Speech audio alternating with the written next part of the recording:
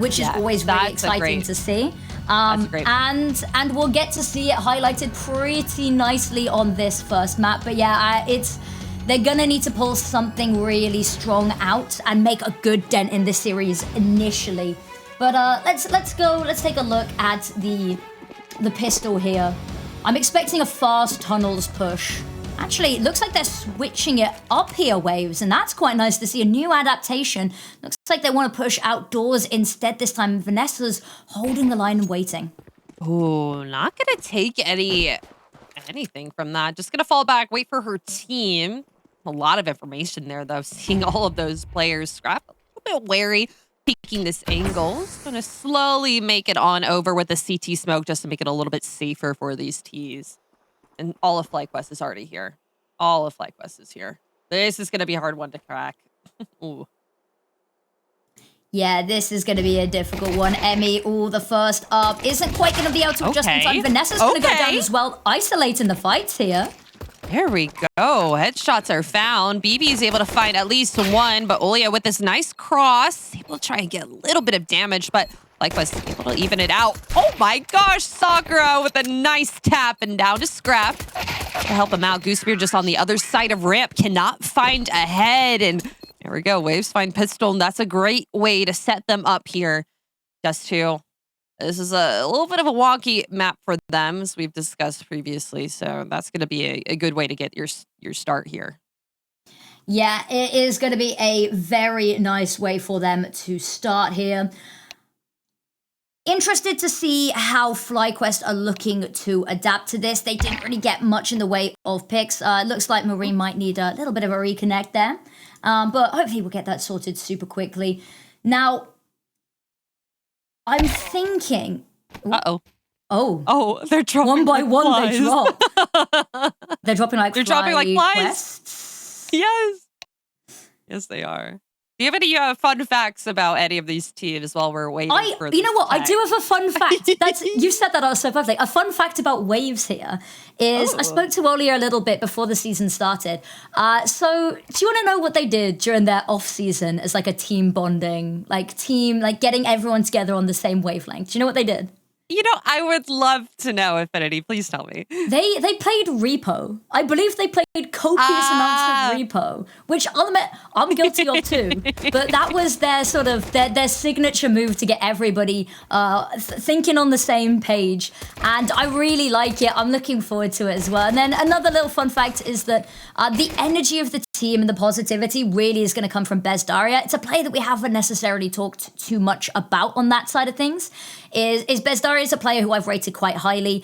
Isn't always the top of the, kill feeds all of the time, but she really brings something unique to the team. And I really like that. I think the team has got really good energy. It's really good vibes. It's also quite interesting to note that whilst they're a North American team, they've been playing in North America. They are all European. They all just happen to live over in the North American region.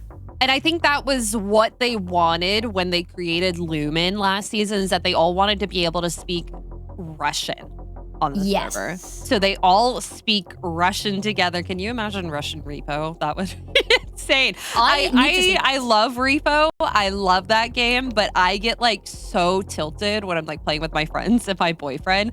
I think I streamed it once and he was like, "You were really mean to me during this." And I was like, "Wait, what do you mean?" I don't think you're mean. I think you were right. It is a rage. It is a rage-inducing game if some people aren't doing it right, and then they break items, and that is definitely a really good team building. It's good for communication, though, isn't it? Yes, it's really good for communication. But no, I think I don't think you were angry. I don't think you were mean. I think you were just correct. Is my guess from what I've heard, from the context I've heard. I don't know if we'll take that, but sure. That's good. My other one is FlyQuest is because, of course, I got to meet them over in Dallas for the season 5 finals, I think it was. That sounds right. Yeah, and I've got a really cute little FlyQuest red flag that's got it, like all of their signatures on. Of course, they've made some roster changes since then, so I might have to take it to the next finals and get Marie's signature on it. But they they had like a little booth where you could put on like try on some cowboy hats. They had like little replica guns where you could do like some like target practice. It was just a really cute, and also the jerseys are fire. Oh, I have my jersey over there, and I have my I have a FlyQuest like practice jacket because it's just so nice. It's like a little raincoat. It's very comfortable. I'm loving that they're boot camping, by the way. I'm assuming it's boot camp, given that I could see multiple PCs in the same room. I can also see that giant curved monster in the background, and I'm just, quickly gonna go slide one of those into my online shopping order basket. But I think the fact that they're on LAN is going to be a really good start for them. They had a shaky off season, so I think the fact that they are going to be able to be in the same room, they're going to be able to do fist bumps when rounds go well, that they're going to be able to celebrate together on victories, I think is going to be really, really huge for them getting a running start into the season. I don't think necessarily there was too much doubt that, I feel like we're all pretty set on the fact that the two teams that are the favorites to go forward and play in the finals are Shimmer and FlyQuest. We're happy to have them use up. We're happy to have somebody new come on in and make a name for themselves, but I feel like that's generally, like, if you ask the majority of people, that's who they would put forward as their victors. But it has looked a little bit shaky over the off season. Yes. Boot camp is going to be the best way to get back into this. Absolutely.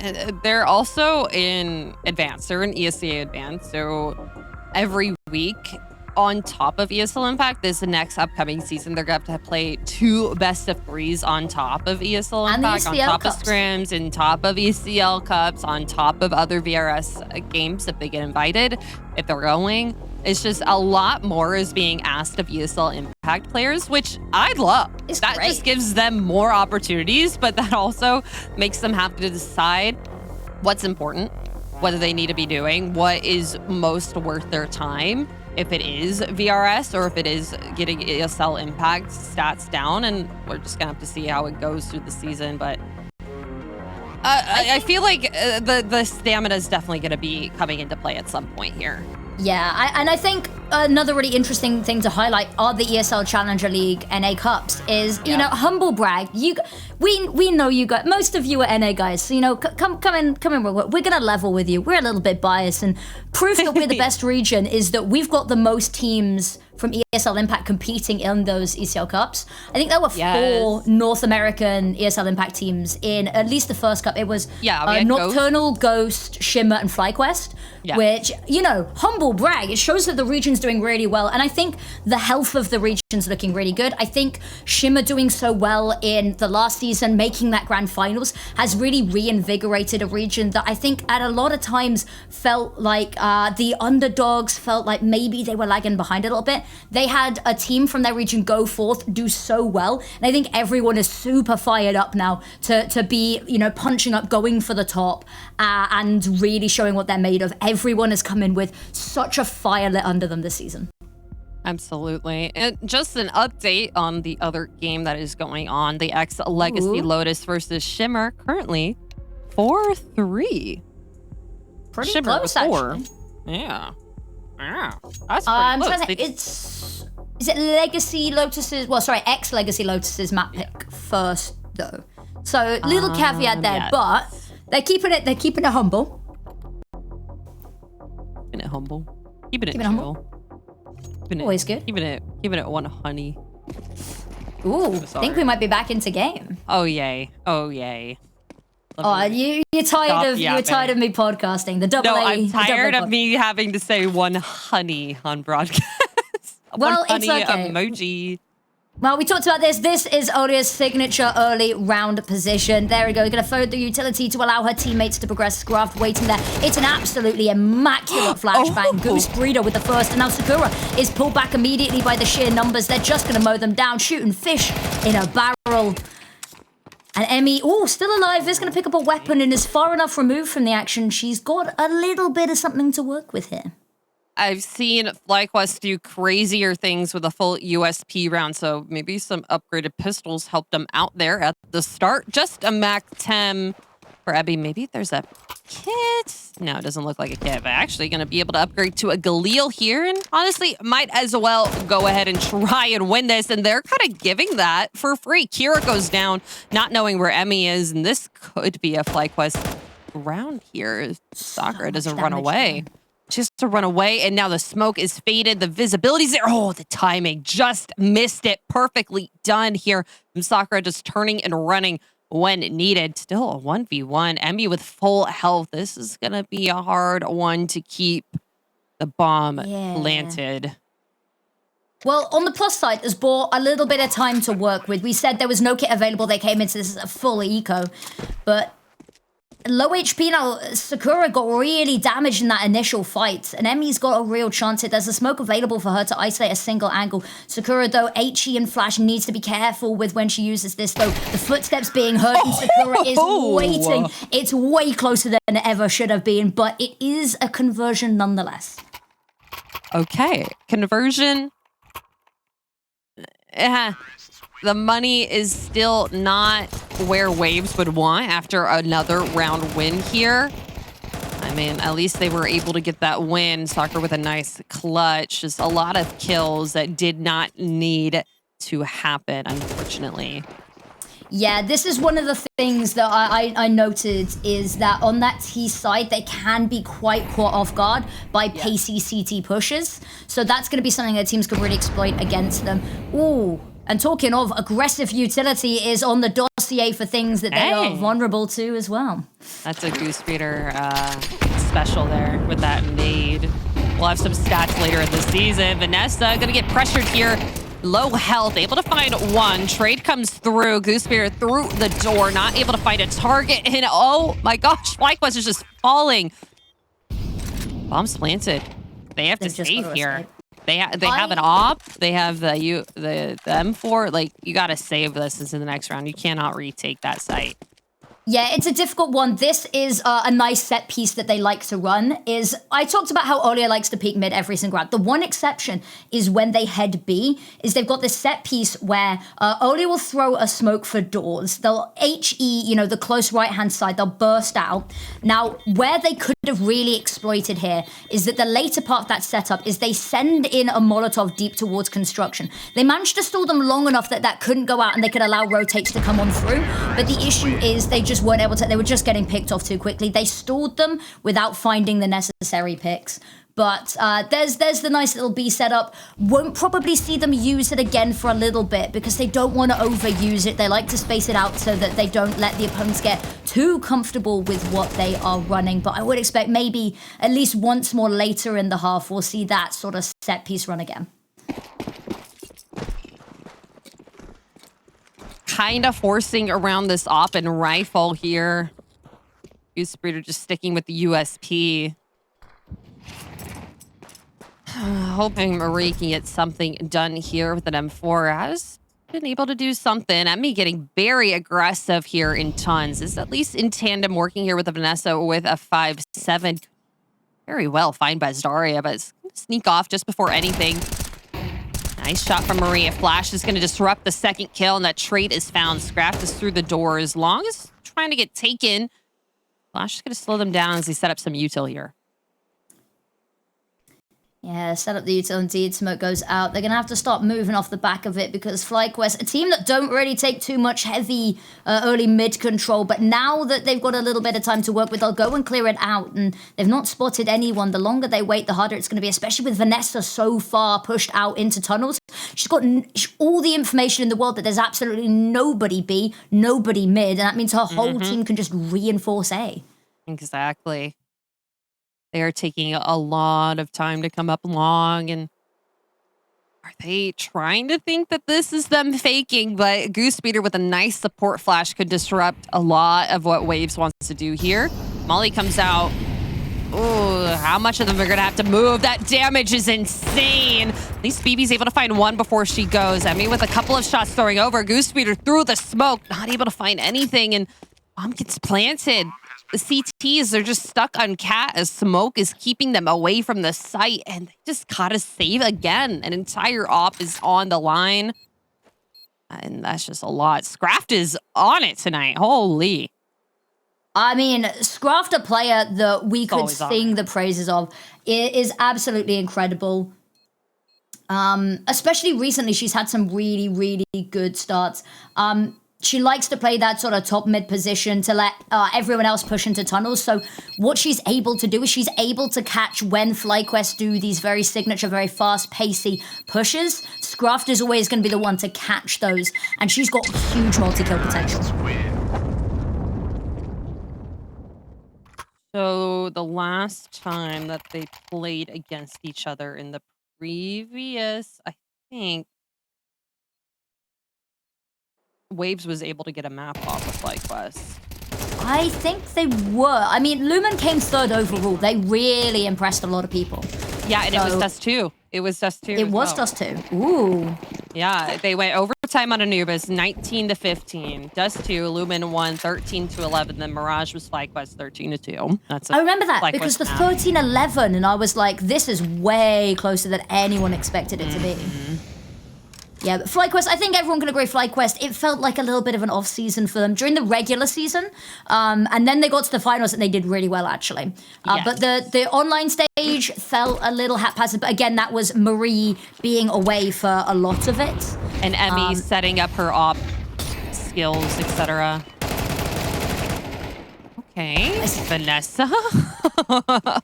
Very quickly traded out here. sckrafft and Bizarria left alone on this site. Olia. Flash over, Molly out just to disrupt the plant, and this is not really a safe place for the Waves to be right now. Nade coming through, just a bit of chip damage here to Olia. There we go. Bizarria just needs to activate just a little bit, just to make it a little bit more comfortable, and luckily both of the CTs are in mid. They don't have to really be looking tons, but obviously they don't know that information. Nice flash out for Emmy to disrupt a little bit more of Waves, and all down to Daria here. Yeah, difficult one. Molotov's now being picked up, but she's not really going to get an opportunity to throw it here. Needs to take the fight. Unfortunately, not got an advantage. The shadows can be really damning. Turns away, and unfortunately, there it is. And lovely adjustment from FlyQuest. You know how I said I didn't expect them to run their B piece particularly soon again? FlyQuest notice what's going on, and the fact that they take down all the players with Molotovs, because they send one Molotov in to cover essentially the whole of the plant site, and then a second one goes in over towards construction. But because they've taken down all of the players with remaining utility, no one's there to throw that Molotov for construction, which is allowing them to take that space and window and just keep 1 foot lodged in the door of the retake and not really have to concede the entire site too quickly. Oh, FlyQuest is really putting a lot of pressure here on Long. Yep. Marie They're is moving away. amazing. She is the bastion of doors. But again, they don't really have too much in the way of mid control. They play a lot more of the extremities of this site, FlyQuest. Which is, it's an interesting kind of way to play, but it Waves is able to kind of disrupt that, figure that out. Like, oh, they're never holding cat. They're never just right up there. We've seen it before with Black Mold, I think previously, possibly week 1, that they just were not holding cat. They were just sitting back on site. Could not be great. I mean, Emmy is holding this sight line with an op over by Car. Doesn't really have any protection, though. Would have to fall back. Yeah, and this is the problem with not holding mid, is that you don't have any information until death's already knocking on your doors. And there it is, missed shot, has to back away. There's not much cover. Second missed shot, and there's nowhere to hide. Kira's got a pick, sckrafft's got a pick, and it all comes toppling down. Yeah, just like that, kind of trying to have a little bit hands off of an approach here. FlyQuest, they're already deciding to save. I think at some point later in this season, I want a stat for FlyQuest save rounds, because I think we have so far seen the most saves ever on CT this season right now. Like, I think so. And there was save that much anymore. There was a huge kind of shift in FlyQuest from season 6 to 7, because I think it was season 6, we had this amazing graphic where we talked about the Bibian clutches. And I think she was like, she had an 85% win rate on 1v1s. I think it may have been higher than that. I don't think for the first 5 weeks of a season she lost 1v1. But now they're saving a lot more. And it's sad because I think it's the right move to make. Economically, definitely the right call, right? But I do miss, you know, when you'd see Bibian in a 1v3 clutch and you're like, oh, she's got this. She knows. She already has a sixth sense about how this is going. But yeah, they're leaning a lot towards saves at the moment, especially with Vanessa's been liking that org a little bit recently, which is very expensive piece of equipment. So the more you can keep hold of it, the more longevity you have with the investments that you've put so much into. Yeah, you just don't see saves that much. I think this is actually the most I've seen saves for CT side. Honestly, for most of the casting that I've had since that update where you get $50 kill reward for each kill for the CT side, it's just a big difference maker for a lot of teams that they decide, all right, let's try and find some exits. No, FlyQuest, they are deciding against that. They are trying to do something less aggressive, a lot more passive, but this is aggressive from Emmy here. A smoke out just to hold it. A flash from the tease. Okay, Marie's gonna go down. A nice shot from Emmy. Throwing another protective smoke back away. Did get the trade. Gotta wait and fortify.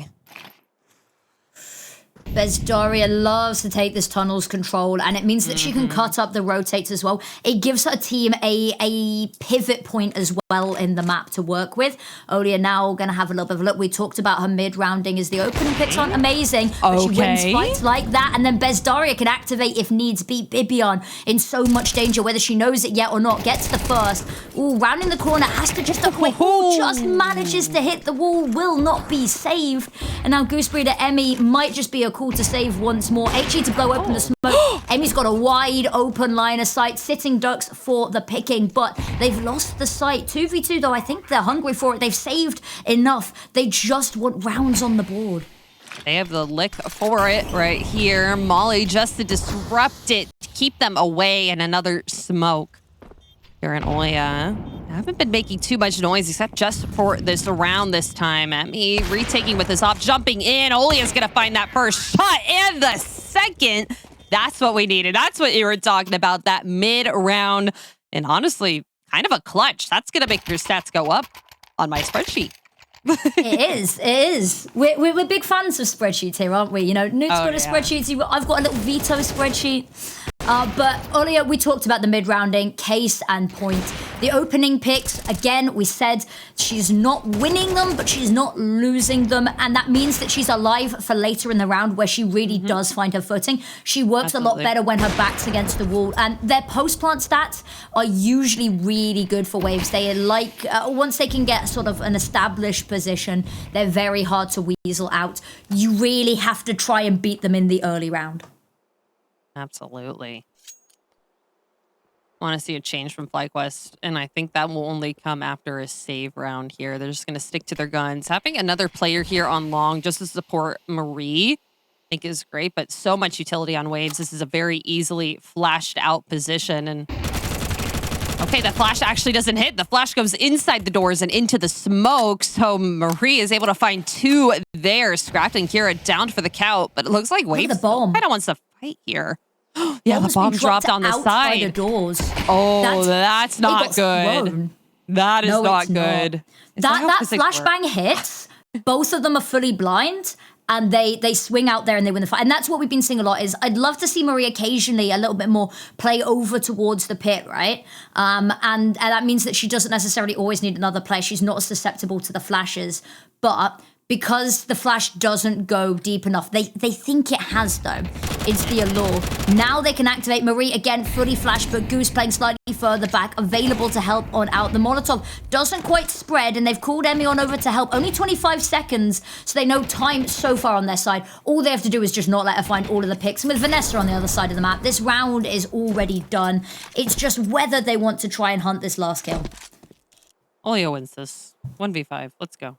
With Vanessa 10 seconds? Vanessa finds her. Oh, if she had the AUG, it would be over like in 5 seconds, but actually, never mind. I'm a liar. I love being proved wrong. It's the best part, isn't it? Is when you say something and then and the complete opposite happens, and you've just got to sit there and go, yeah, okay, contemplation. Awesome. Thank you. Yeah, that flash. Oh, that could have been everything. Went like 2 seconds. It blinded Goose Breeder just a little bit once they threw that second one, trying to retake that bomb, but it just hit at a different angle. Would have been a completely different story. And that's what he said, you got to beat them in the early round. So early on, that bomb gets dropped outside of doors, and they've not got the ability to really try and reclaim it. They've got the bomb and it drops further back. They can pick it up, they can escape, they can talk up. We can talk about those incredible mid-rounds again, but because they just can't, it really slips away, it really stumps them. Mid-control, completely theirs again. They've got all of the choice in the world as to which side that they want to head, and I think looking to head A again. Yeah, but that's the thing, is that FlyQuest, because they don't go for mid, they're not really expending too much utility early. It means they have so much for the retakes. Oh, good point, Affinity. That's a really great point. Thank you. Is that a gold sticker on my chart? Yes, a bright gold sticker. Ooh, waves could get disrupted here. Goose Breeder gonna lurk through the smoke. Is she gonna go out? A nice flash, able to find 2.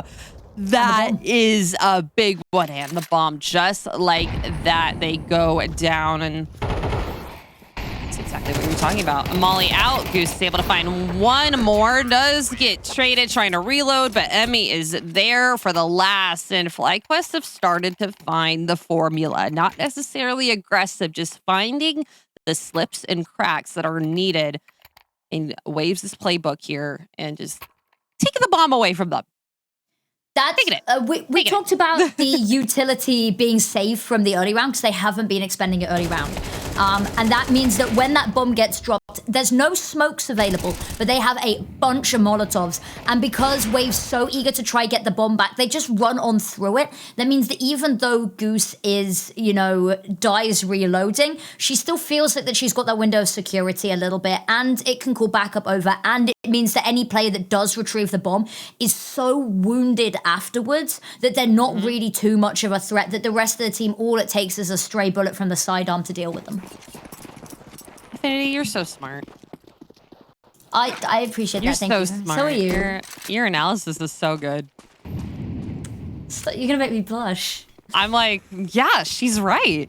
Wait, that's so good. You're a great color caster. Love you. Aw. I love you too, and I love these teams. I mean, it's so exciting to welcome them both to the show. I'm loving this cat rush. It's something new, and it catches Emmy off guard. She's dropped down. Goose has had to back away. The HEs are really good, but Glock Demon here. Marie Ace. She wants it. She's waiting for it. Oh no, BB's gonna take it. Kobe. Good name. All right. FlyQuest getting into it. Easy round. Little bit of damage done, but not completely needed. All right.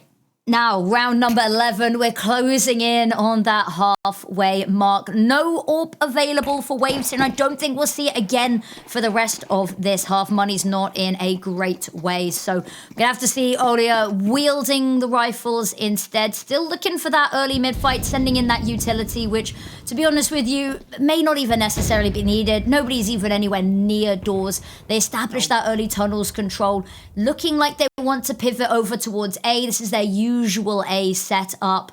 Although, unfortunately, Kira's going to have a little bit of problem trying to get through long. Actually, might just end up backing away and joining her team, especially with that re-smoke coming on through, is just going to be the call. And Emmy holding the line. You're trying to go cat again. She saw that Molly thrown, ready, a nice leg onto Bazdaria. Nate just to get a little bit juicier. Not going to be hitting anyone, but just like that, Waves is kind of stuck in this cat area. Another Molly being thrown out. Just okay, yep. That's okay. Now a smoke. All right, matching smokes here. That's what really FlyQuest gets, and it's such a smart thing that they're doing. They're not expelling all of that utility early round. They're keeping it for when they actually see them. sckrafft actually going to be dropping it down into CT. A nice shot onto Emmy. Goose Breeder none the wiser all the way on Cat. Is that going to amount to anything when BB is looking towards mid is the question. Oh, damage. And Marie on the other end is able to find that final kill. That was a smart...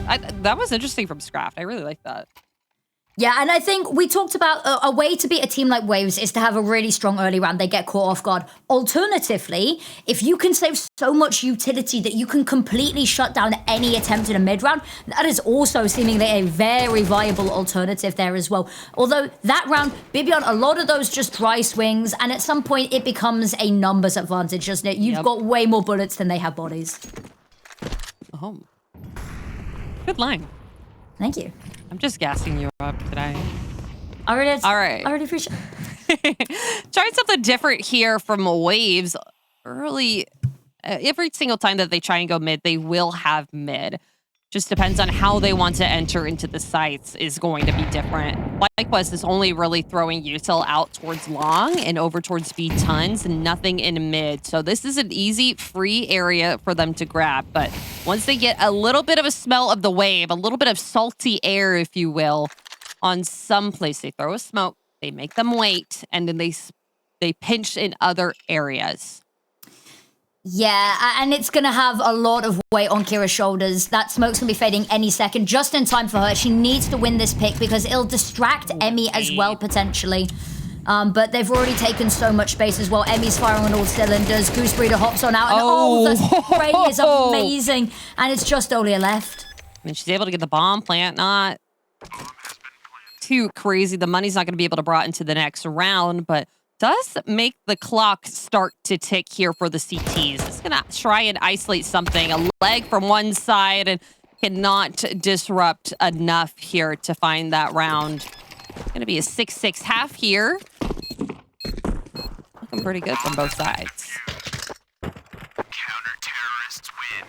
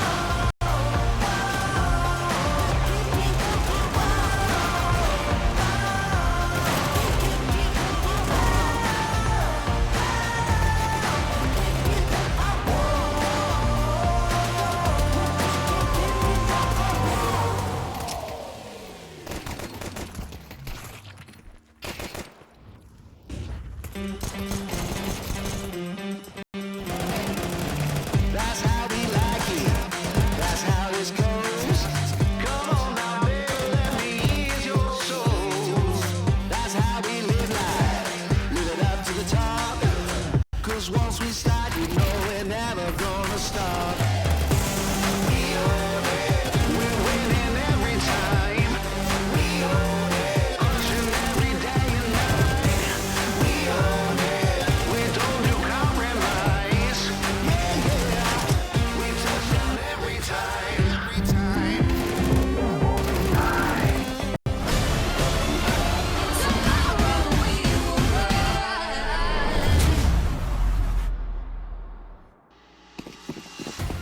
Welcome back, wonderful people. It's a 6-6 half. It couldn't have been closer if we tried. Now, the sides have switched. FlyQuest, a chance to start off their T side, strong. sckrafft gets a little bit of an early look. Is gonna have to be careful because the utility is coming flying. She's gonna have to be wary, but actually, all but a bait and switch. Her teammates on the other side are gonna have so much to deal with, and anything she can do here is gonna alleviate the pain for them.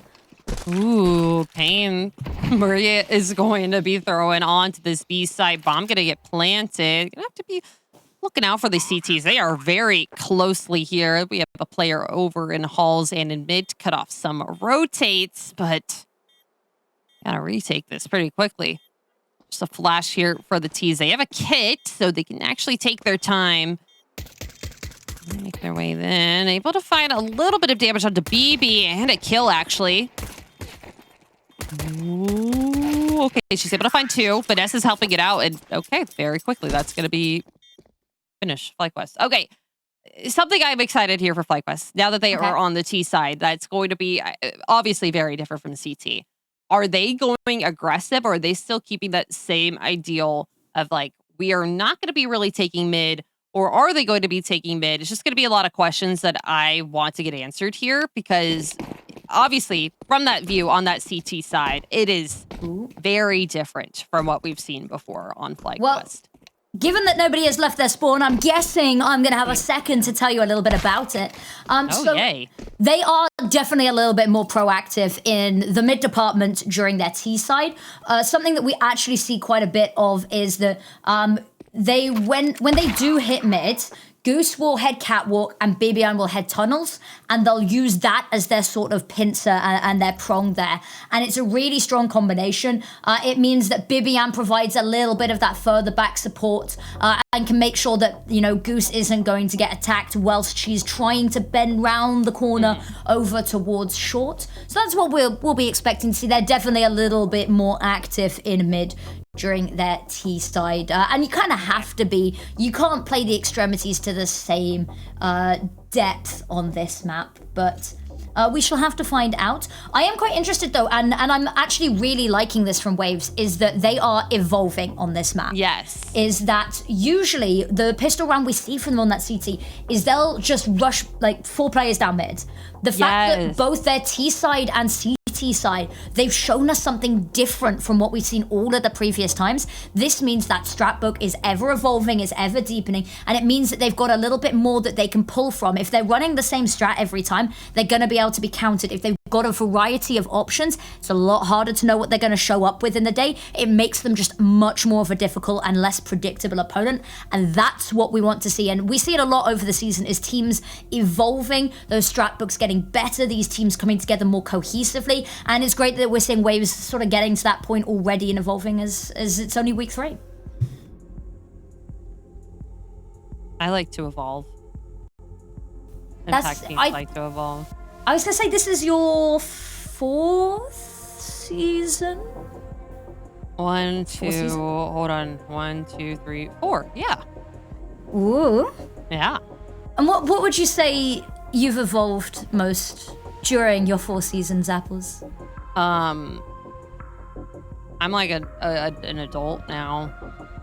That's true. Things. I do a lot more spreadsheets now. So, I mean, the spreadsheet game has upped. I will say that ESL Impact has made me care about spreadsheets more than I think any person should have to. It's just a big thinker question. I know, I sprung a really difficult question on you. You did. You sprung one on the play-by-play. Yeah, but the real question is, you know, who's been your favorite ESL Impact co-caster?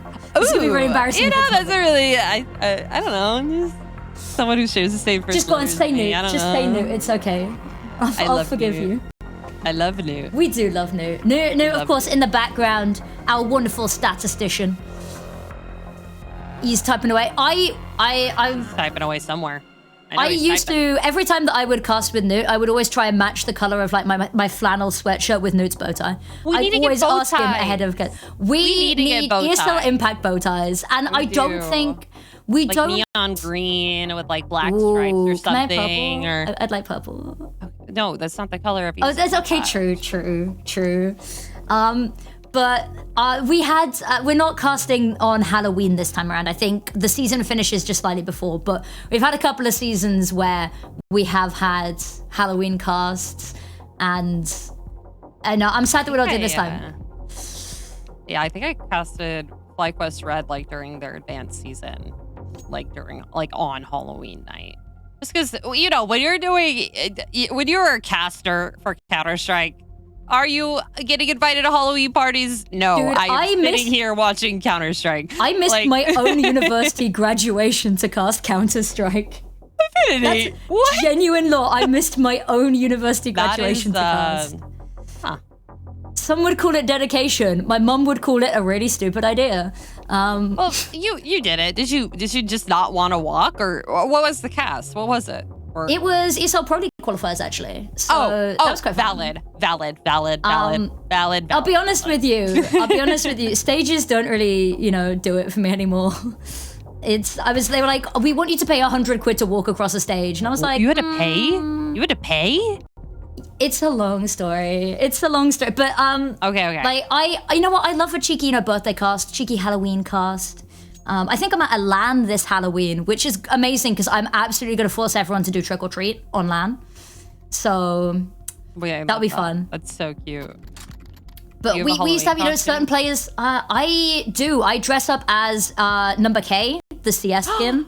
Oh, yes. I love that. I need to get, the demolitionist. I need to get an outfit for that, I think is the next step. But I wish we had Impact on Halloween because we talked about it. I would definitely dress up as Lucy. Like I'd get a little short wig, blonde wig with the bangs, and just do the eye makeup all perfect. I'd go as Lucy. I'd absolutely go as Newt. Speak with an accent, Australian accent, and everyone would hate me. Never be allowed into Australia ever again. When we did ESL Impact on Halloween, it must have been season 4 or 5, and Villas did a full jigsaw makeup. It was incredible. I love that. But I think we're back into the game. We're here. Talk about all of the stuff that's going on in the future. Let's bring it back to the present, and we've got a second round conversion on our hands here. It's just a flashbang for sckrafft. If they can find some disruption with this, it'll be amazing. Marie, the MP5, the MP9 nerfs were maybe one of the worst things to happen to the SMGs in this game, because now we've got to see the MP5s. In all fairness, I think it's coming back into a little bit of the meta, but we'll see now if it can have much effect. But the gamble stack, it's 50-50. Sometimes it pays off. It might be indeed, and it's a lovely, really deep crossfire to sort of weasel out here. But one by one they eliminate. Pesdario's got one. The flash is amazing from Goose Breeder though, and they're just going to run on in. It's just a matter of time before Sakura falls, and there it is. The conversion is safe and sound. Okay, but the damage was kind of insane there. I mean, that's kind of what happens when you walk into a gamble stack like that. The USPs are bound to find something, and at least they were able to take one weapon out of the hands of FlyQuest. Going to have to buy into that. But now we have the M4s back in service. Let's see how this full buy for Waves goes. They finally can stack play where they please the weapons that they choose. Yeah. Kira is going to be this doors player that we see pretty consistently. Often we'll see Olio with the AWP backing it up because there's no AWP right now. They've actually chosen to stack a couple more rifles just to really have their finger on the pulse over there. But the issue is they've left everywhere else a little bit weaker as a subsequent. FlyQuest just a pause here. In mid, just throwing up some util over towards Cat. sckrafft can at least throw something into mid. A nade. Just gonna keep BB on her toes as they try maybe get some visibility here over in mid as smokes are just being thrown down. One for CT and one for Cat. So a nice even trade on visibility, and Sakura gonna fall back. Just gonna play with her team. Emmy through the doors is able to at least find one. Traded out very quickly. Sakura head on a swivel, almost able to find a third, but does eliminate a lot for Waves if they want to get this retake. 2v3, and the bomb gets planted here. Yeah, it's going to be a Molotov to stop anything initial and buy them those precious seconds, but there's no further utility. There's a flash on Vanessa, but it's going to have to be perfectly timed. They're going to be able to weasel this out. There's not exactly a crossfire right now. Vanessa just tucked too far away. It's a wide swing. Vivian good for one. Isolates the fight, and they're going to let her take them one by one. Not quite good for the 1v3 clutch at the end there. Kira just about going to eke that out, but you see a world. You see it. See a world where BB's able to clutch that. She is the clutch queen. She is the clutch queen, but good round from Waves. That was a great start there that Sakura was able to give them over on that B site. Just wasn't quite able to get that third player. Vanessa coming into the site probably a little bit quicker than expected, but did a lot of impact on that round. Yep. Now, buy is going to be really weird for both sides. Oh, Marie. No. List smoke. It hurts. Second one. Second's the jump. Oh, no. Nope, Or not. nope, not even Decides to back think about away. it. I think her team's already taken so much space that the moment's gone there. So they are going to head over towards tunnels. They've got an opportunity to boost on up here. They've got Marie waiting to provide that support to cover them over towards B. Long range smoke to provide the cross. Okay, they smoke B doors and CT. Yeah. They can safely come up here. They're just going to have to flashbang into the site, but Sakura is still sitting here along with Bezdaria. This is a really good crossfire here for the CTs. And it's just going to fall down. Just a little bit util. But Maria is still alive here. Full armory and a deagle and a dream. That's where we get the top 5 play. Oh, she got the first one. I'm waiting for an ace here. I feel like we're going to see one here in an A. I mean, we got close, and then Bibian robbed Marie with the HE. That round, I think you pointed it out with a lot of question in your voice, and I think you're right, is the fact that they smoke off B doors, but then they also smoke off CT, which means that they then funnel towards B. They run through their own smoke, and even though they flash through it, the flash isn't particularly effective. So by the time the first player's out, they're already dead. The players pushing tunnels have been dealt with as well, so it kind of falls a little bit flat on its face. Maybe would have been nice not to see the smoke, or maybe just to have headed towards CT instead, but not the way the cookie crumbled, and they are just going to be on pistols as a result. Olia first up, sckrafft available as well. They will pop their heads out. Bezdaria is dealing with the situation over on B, and it is a very quick cleanup of the eco. And they find their 9th here. Actually able to take the lead against FlyQuest once again. This is slightly worrying for FlyQuest, and this is what we talked about a little bit in the pregame, just little mistakes that they have on Dust2 has kind of been at the forefront of their minds for at least 2 seasons now, counting this one and the one before.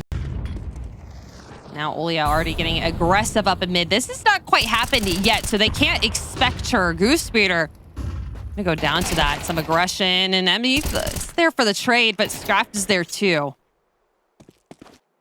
Yep, sckrafft gets out of dodge safely as well, puts them with a player advantage on the CT side. That's huge. Marie going to be allowed to take this space, but Molotov out of feet isn't going to be able to find much more. Bomb is going to be scooped up by Emmy, and they've got a little bit of option to work with here. They've got some tunnels control, and they've got some catwalk control. They could potentially try and skewer B here a little bit awkwardly. But alternatively, you've got mid safe, and you've got that information, which means you can just go meet up on catwalk and head A. You know that Kira's likely to be doors, but they're not sure what else the site defense is looking at right now, whether it's 2 or 3 players that remain here now. Yes, light window to be able to take Cat with 2 players very deep and long. Hopefully a little bit of util being thrown over by Vanessa on that B site will allow something, but I think that's the bomb spotted by Waves here. They're not going to be moving anytime soon. Just going to back up for the time being as they're taking this site. Going to play it a retake slowly. Vanessa's not even getting position close. Yeah, this is actually really, really good for Vanessa. She's going to be able to get both of these players with their backs turned. Actually, Vestoria is going to look at the exact right moment. Yeah, I've got more to say on that one. Oh, And now that, Emmy goes down, but Marie's putting up a little bit of a fight here. Oh, spots a player on the jump up. HE, that's going to be huge. They can just keep chucking utility her way. The further back that she gets pushed, the worse this gets. And actually, they don't even need to expend any utility. But to cast our minds back a little bit to that one is they know that Vanessa peaked B solo that last round when they were on the eco that got kind of destroyed quite quickly, is that Bezdaria, that B anchor, spotted Vanessa and took her down whilst the whole team is dealing with the A-Rush. So they know that she's that player, that's that little bit of an unknown shadow in the wind, right? So they do leave their backs turned a little bit longer than we all feel particularly safe watching, but they do still have in the back of their mind that it's a possibility. So it all happens. To give a quick update, though, on the off-stream game, Shimmer have taken the first map versus Lotus. However, 13-10, and that's a lot closer than I think a lot of people might have predicted. I didn't predict that. I think Lotus are looking genuinely really good coming into this season. They've got a lot of fire. They've got a lot to prove. And the fact that they've taken Shimmer, albeit on their own map pick, but they've managed to get double digits against Shimmer, that is something that, you know, Season 6 then would never have been able to accomplish. Oh, absolutely. Absolutely. Back on a save here for FlyQuest and a gnarly nade and a gnarly Bezdaria looking down tons. Not even going to let them out quite yet. Nice 2 free kills for her just to knock it down. Oh, all the way pushed out on long. There's nothing for FlyQuest to do. At least they still have the bomb. At least they have that. They can wait some time out potentially here. Ooh, and Emmy's got to be careful because she knows there was a player deep in long doors, but she doesn't quite know how deep they were and how far they have pushed here. So she's ever so wary. I think this is also really nice because usually it's Kira playing this angle pretty passively. They weren't expecting sckrafft in their faces, but go round the corner. Shadow has been spotted. sckrafft is going to win that every day of the week. Now Marie with the deagle, 2 flashes to her name. What can she work with here? Absolutely nothing. Kira pops her head up, and there we are, 11-8. Oh, wow. We're getting close. We're getting very close to a Waves win here for this map, and honestly, feeling good about my prediction here so far. I would be too. FlyQuest, they've just been on T side. It's been shut down and then having to go onto a save. And then Bezdaria and Sakura have been so good on their B site. Yeah. And along with sckrafft just being movable, Olia has the op, hasn't really needed to pop off. These rifles are just so strong on waves that FlyQuest hasn't been able to really get any favorable locations on the map. They've been able to get cat. Maybe they have tons control, but like getting onto a site is a completely different story. Yeah. They're going to completely forfeit mid for the side of waves, content in the fact that they've got pretty established control and a nice little buffer on both of these sites here. Kira going to have a difficult fight on her hands. Has to back away. Actually, is going to be far enough away that should be able to play anti-flash on the corner here. Molotov to go over the top to clear. The close left angle isn't going to spot anything. Olia moves into position for 1, and it's going to lure them into a false sense of security that they've got a bit of space to work with, and that's going to be when Kira strikes. Oh, spotted her. Another flash coming out, and another one. Oh my gosh. Flashes just keep going, and this is a very, very strong crossfire that FlyQuest, they're going to have to shoot their way out, and that they do. Nice in tandem here. Goosefeeder, Emmy, and then BB just going to cancel out the player over and Cat. And just like that, A is theirs. Cross smoke for CT, but still worried about potential lurks around the corner. Don't think that is a complete smoke. No, it is not. It's not the best, but it's going to let them get over. A molly out to just hold the CTs out for a little bit. But these are probably the 2 players that you would least want on the retake here. The way that they've been playing their B site is insane. Emmy with a nice hold onto the angle. Daria is just going to fall away and save. Has full kit. Or a kit, full armor, and a M4. Just want to save that into the next one. Feeling good about it. Just need to close out these next 2 rounds. FlyQuest just able to really get those openers. That's what we've been talking about all map. They need to get those openers that disrupt the beginning part of the round, and then it's theirs. Yeah, exactly. We talked about Olia not having amazing opening AWP stats, Emmy deciding that she's going to step up in that place. I think a really important thing in that round is over towards long is, we talked about the sheer amount of utility, is the fact that, you know, Olia gets into position, she finds the first, they've got Kira tucked on into that close angle, right?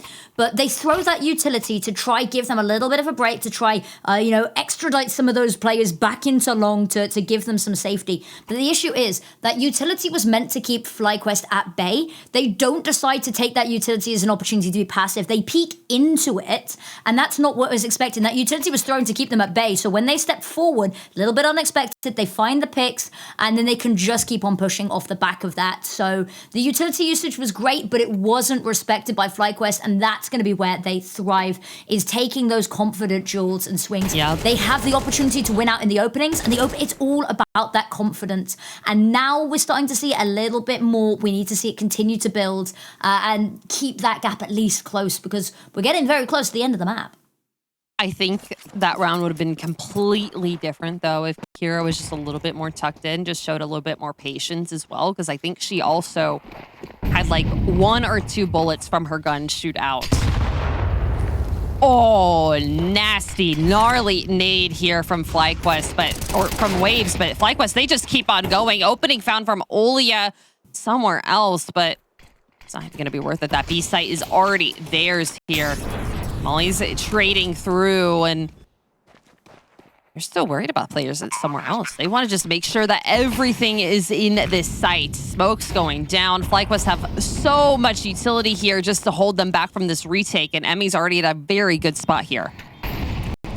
Yeah, the only issue is that they are well and truly trapped on this site. They've been able to take no further space. But the other issue is that wwaves have to be the one to try break the boundary that they've set up themselves. And Emmy lines up the first shot, can't quite find it. Marie and Vanessa both find a pick, but it gets messy. And Olia with the last, and time to spare with the kit on back. It's going to be fairly close, but they get it done. And it's now on 12. It looked like a really good setup, but penned in on site and shot down as such. FlyQuest, running out of room here. Blink and you miss it. Blink and you surely miss it here. Blood spewing everywhere here on this site. Just incredibly well done from wwaves. The timing was impeccable, and Olia able to get that last kill clutch and the defuse. FlyQuest now kind of playing on borrowed time. Need 3 perfect rounds to push this into OT. And sckrafft is already getting aggressive in mid. They've done this before, and it's really disrupted them. A flash is going to change it, but she's able to find it.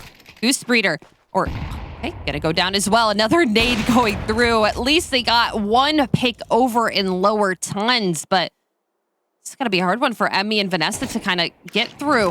Just need a mistake done from wwaves to make it their round. Yeah, Emmy in a very awkward position, going to get pushed here by sckrafft. The bomb is in an awkward position. They know where it is, but she's managed to pick it up now. She can just retreat back to suicide and maybe try pick off some of these players in mid if she's quick enough. Just too afraid. Doesn't know. No information, really. Need to group up. It's just, this is a hard one to have to fight through. Yeah, indeed. Very much the case here. They do have the utility here. They saved a lot of it. They were kind of trying to set up that util in mid. 30 seconds, though, is my worry. And wwaves is kind of set up for kind of anywhere here. Bazaria can handle B site all on her own, and Long is kind of gapped, but have a player over.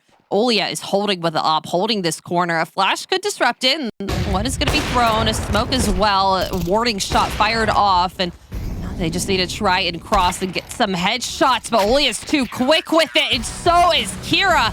That's GG. That's wwaves fighting the first map here. 13-9.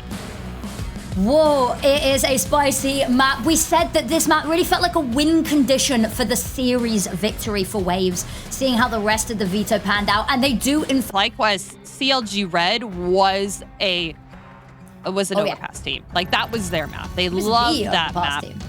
Yeah, the Overpass team, the Mirage team now.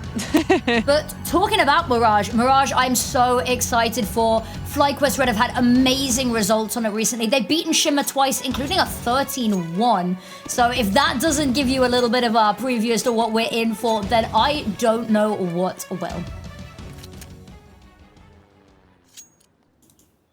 Pistol's definitely a place for Waves to put it into their favor a little bit more, but we're already getting a little bit of a rush over towards that B site. Flash out.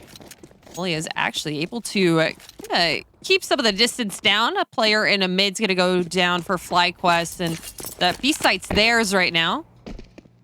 Bomb's not planted quite yet, just trying to keep the CTs away from them. A little bit of damage done. Too crazy. Okay. Kira not going to be able to move. Actually, it's going to be 4 players from FlyQuest going to be taking down the entire Waves team. Only 1 bit of death there for FlyQuest. That was a FlyQuest pistol if I've ever seen one.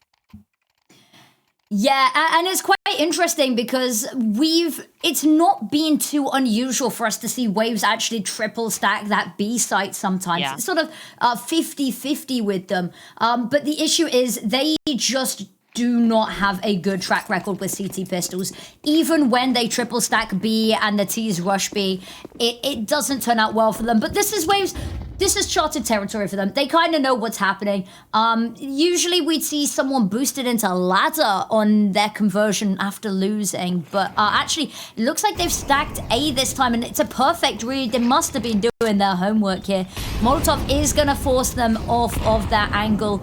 But all attention's now going to be turned. They know that there's presence. Spamming away, they go 1 for 1. Olia can't quite find the trade. It is just going to be a massacre. And FlyQuest, they secure themselves a second, besting the gamble stack. Ouchie. That's the second time I think that they've bested the gamble stack from Waves so far. And it's always kind of taking a couple of players from FlyQuest just because the USPs, when they're spamming and you're looking at like 5 different people just sitting on a site, it's kind of hard to spray your AK in 5 different angles at once. So you're bound to lose at least a couple of players on a site that is gamble stacked. But FlyQuest going fully into it, running onto this A site through the molly. Bazdaria is about to get very punished. At least going to be able to get traded there by Marie, and CT getting taken. A bomb down, and they got to get this retake if they want to keep these guns in the game. Olia has an op as well. Is going to try and boost here, just get a little bit of visibility. And this is actually a boost I have not quite seen yet here. This could actually be really good if they decide to swing this without a flash, but the flash is going to go through, not going to completely hit her. They are being very patient with this angle. Ooh, drop down would have been heard. They are looking to try and push this fight a little bit more. Kira's got 2. Goose Breeder activates. Smoke to go out for the site as well. Olia's got another one. They run them on down, and they should have the time to defuse this. Oh, it's going to be I don't know. I think they got off of it with that smoke. No! Oh my gosh, that was such a good retake too. Kira with a nice double kill just was able to kind of take them off of their kilter there. That was so close to greatness. I think they pressed E when they didn't want to, or accidentally got off the bomb. I think that's what happened because they started to defuse and then it like undefused, defused, de-defused, unfused. What's the word there for event? What is it? You know things. I was just gonna say come off the defuse, but okay. Undefuse might be my new favorite word now. Unfused. Okay, all right. Unfused. All right, BBR taking this catwalk control. It's gonna drop down to just throw that Molotov deep, and actually it's odd to see her concede this space, especially given how far her teammates had pushed in to apartments. They're going to concede the space and actually look to head A instead. They've got no presence in mid here, and actually a little bit of a nice position from Bazdaria. Usually we see her playing this heaven position, but now pushing out ramp is going to give them a really early warning signal. But the issue is no one's near enough by to react off of the signal. No, if they're all going Palace, they only have 1 player over going towards ramp. That does give them another angle to kind of hide here for the CTs.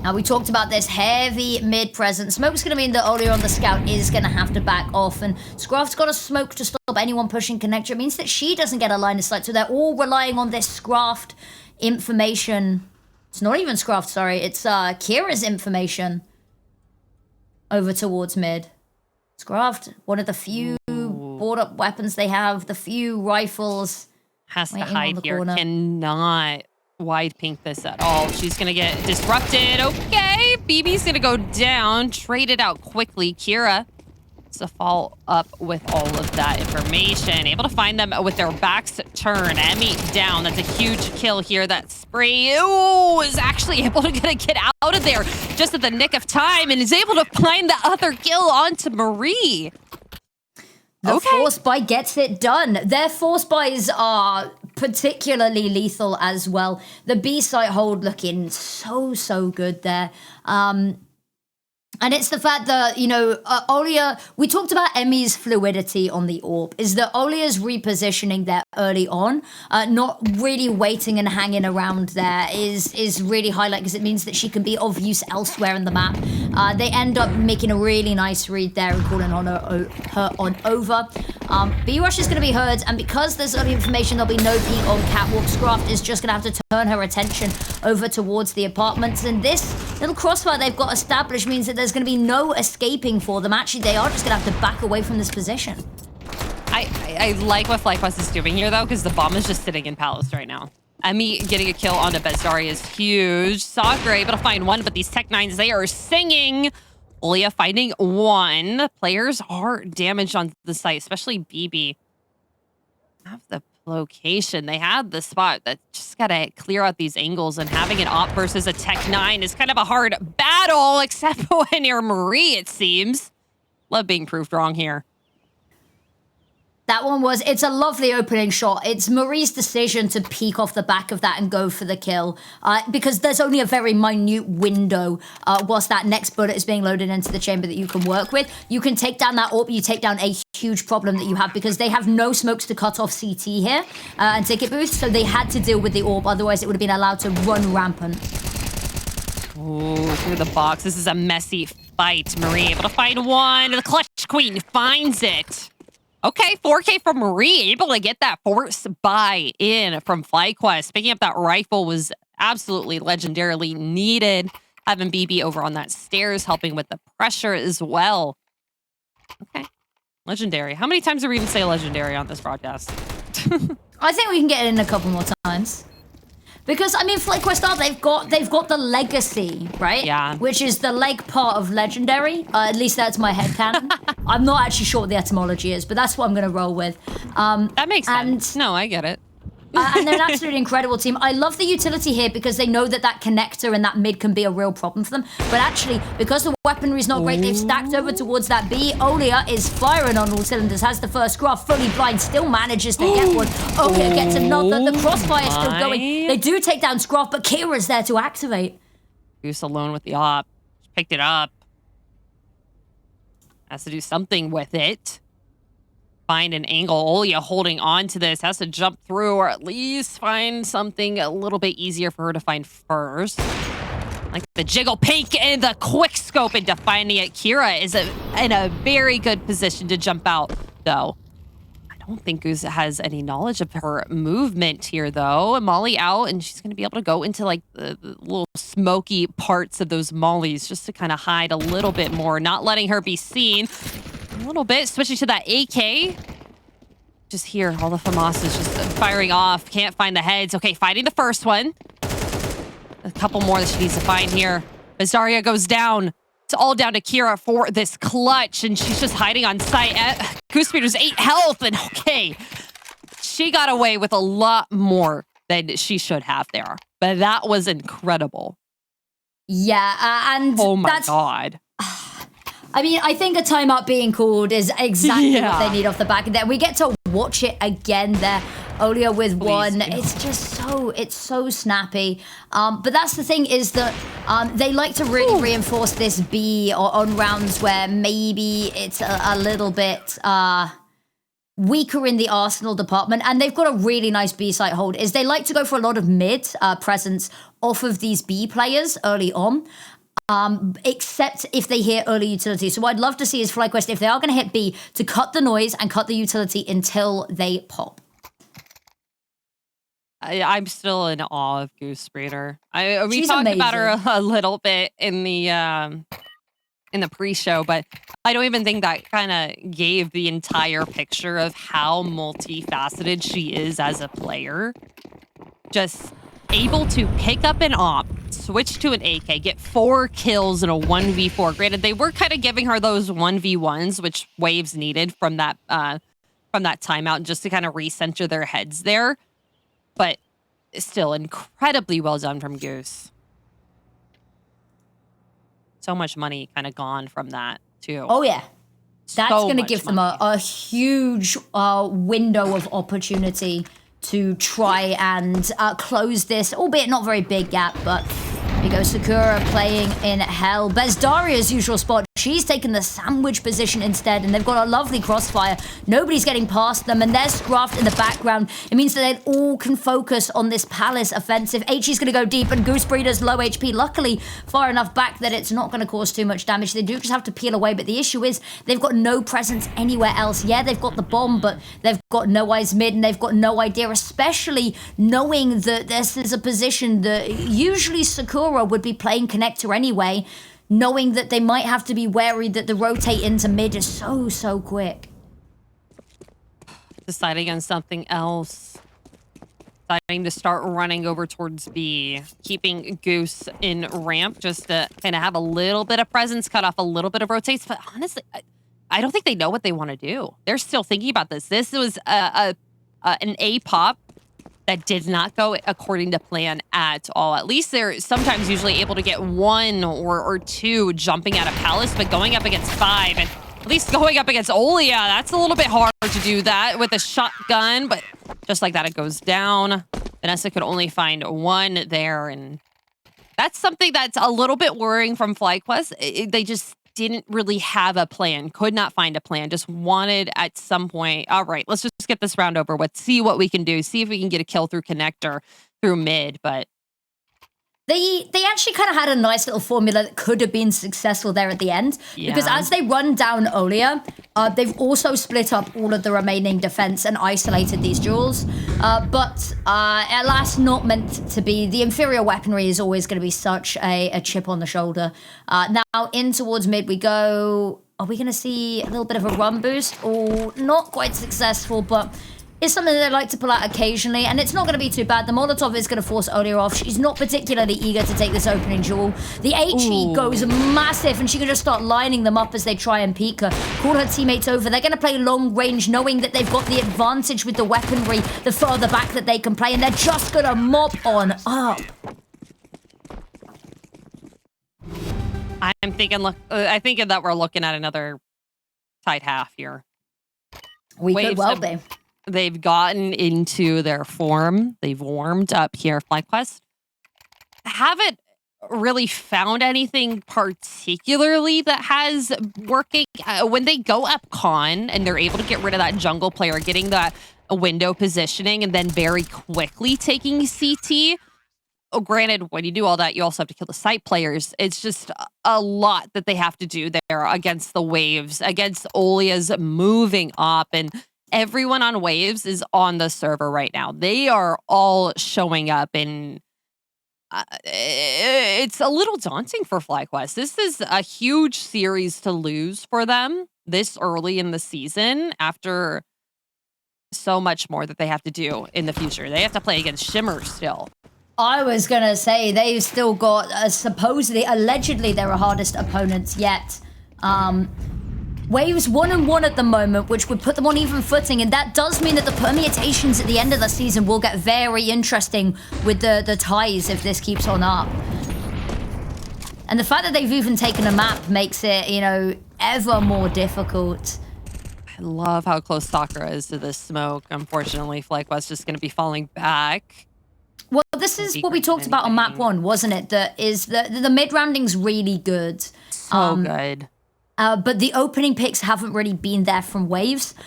So if you can overwhelm them initially, or if you can at least weather the storm of the openings and save that utility, Unfortunately, I don't really think that we've met too many of those conditions in this round.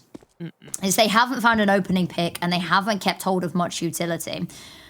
Goose is in mid, which gives them a little bit of a prong to this, but the only player that's going to real have an issue with is sckrafft.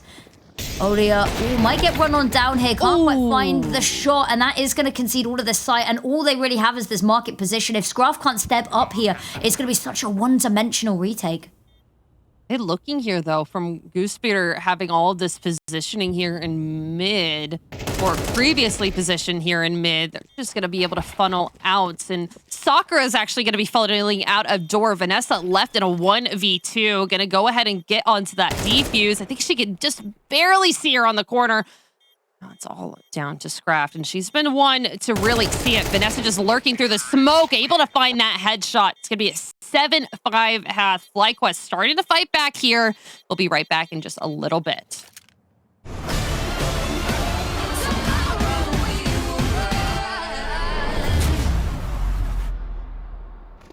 Press play.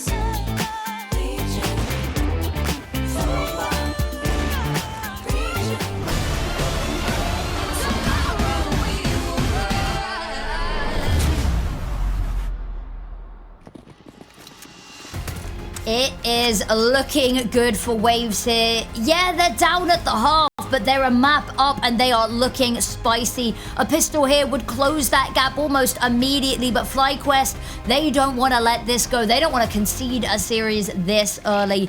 And a lot to prove for both sides. And here we go. It looks like a very feisty A hit coming on out. They all spew out of Palace. The bomb goes down super quickly, and now FlyQuest have to figure out a response.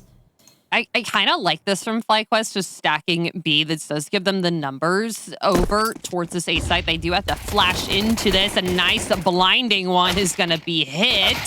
Trades are going back and forth, though. Soccer with a nice 2K, and now just all down to Emmy and Goosebeater. And Nade's going to help it out. Daria down to 47 health. Oh, Emmy's going to see your head. Okay, able to find a flying one. Back onto the defuse. Has a kit, can take her time, but Scrap finds it.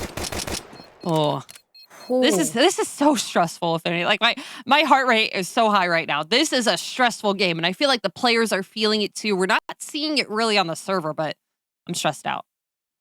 Yeah, it's definitely a high octane game. Waves being one of the teams that maybe Salipa picks for a lot of people. Not that for we me. could do a lot. Not for you, I know you are day one Waves believer, but for a lot of people would have come in expecting this to be a FlyQuest 2.0, but actually a real mark is being made. FlyQuest slow to get into this series and this second map especially, but now on the pistols, they're probably just going to have to concede this conversion, go all in on that round 15 to try stop them taking a lead. But actually, Goose has something to say about the matter. Oh, Goose P250 and Vanessa. Okay, that flash doing so well. Goose still unchecked. Olia able to pick up those pieces. And okay, FlyQuest with this nice gamble stack, and those flashes are going to make it a 2v2. Definitely possible here, at least with the 5-7 here on BB. A little bit of damage these Mac 10s are trying to do. Sorry, able to find it, and they lock it in. They lock in the tie. The numbers are back-to-back, obviously. Lucky number 7s. Not a bad eco round, all things considered. No. I think it must have been a T-side team flash there that FlyQuest capitalized off of immaculately. The fact that they managed to peek round and use that to their advantage. The manage they find so many kills is great. Marie is in an unfortunate situation where the Galil's running out of bullets and there's no weapon to have been picked up by it was Goose that was left with her, I think. So, difficult situation there. They weren't given anything really to work with, but they made the best of a bad situation. Kira with an opening. They're not going to check Vanessa, though. The queen in her palace is only good for one, however. Now, Goosebreeder has to back away. Molotov is going to mean that she's not even going to get a look at this side of the map, and this bomb can go down, but they're close enough by to not let them establish a postcard. Ooh, damage going back and forth. The trade is good, but Zarya not really going to be checking for more players in the CT. Is going to get a little bit of damage done to her back. The swift peek on over with a nice flashbang. It's going to let her go down. Now, the Molly's going to just hold the CTs back just for a little bit more time.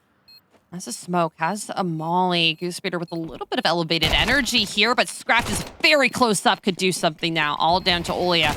Only a Mac 10, has to spray it down, finds Marie. Oh my gosh, she has a kit, but she finds the kill. Okay. Lovely stuff. Something that's interesting, though, is that Goose is playing window right now. Yes. Emmy is playing on A, like connector, because Goose used to play connector, kind of like mid-pushing, like underpass, kind of the one that goes and gets the information for the team, but now moving to window, I think that's quite interesting. I don't know if that's just dynamic round to round. So, when Emmy's on the AWP, we often see her go mid. Goose has actually been a very aggressive mid-pushing player recently, which has been quite nice to see. So she's not been particularly passive. We've actually been seeing her go and take so much space. But the issue is she needs the rest of the team to have the equipment available and online to be able to do that to the same extent. So Vanessa, you're going to see exclusively play that A site. Emmy, when there's an AWP, will usually be mid, which allows Goose to have that long-range tactical support to be aggressive. But there has been some fluidity in the roles, which is always good to see. Keeping it fresh between seasons so that nobody's going to fall into sort of complacency. I like that. I like it. Guys, Affinity is so smart.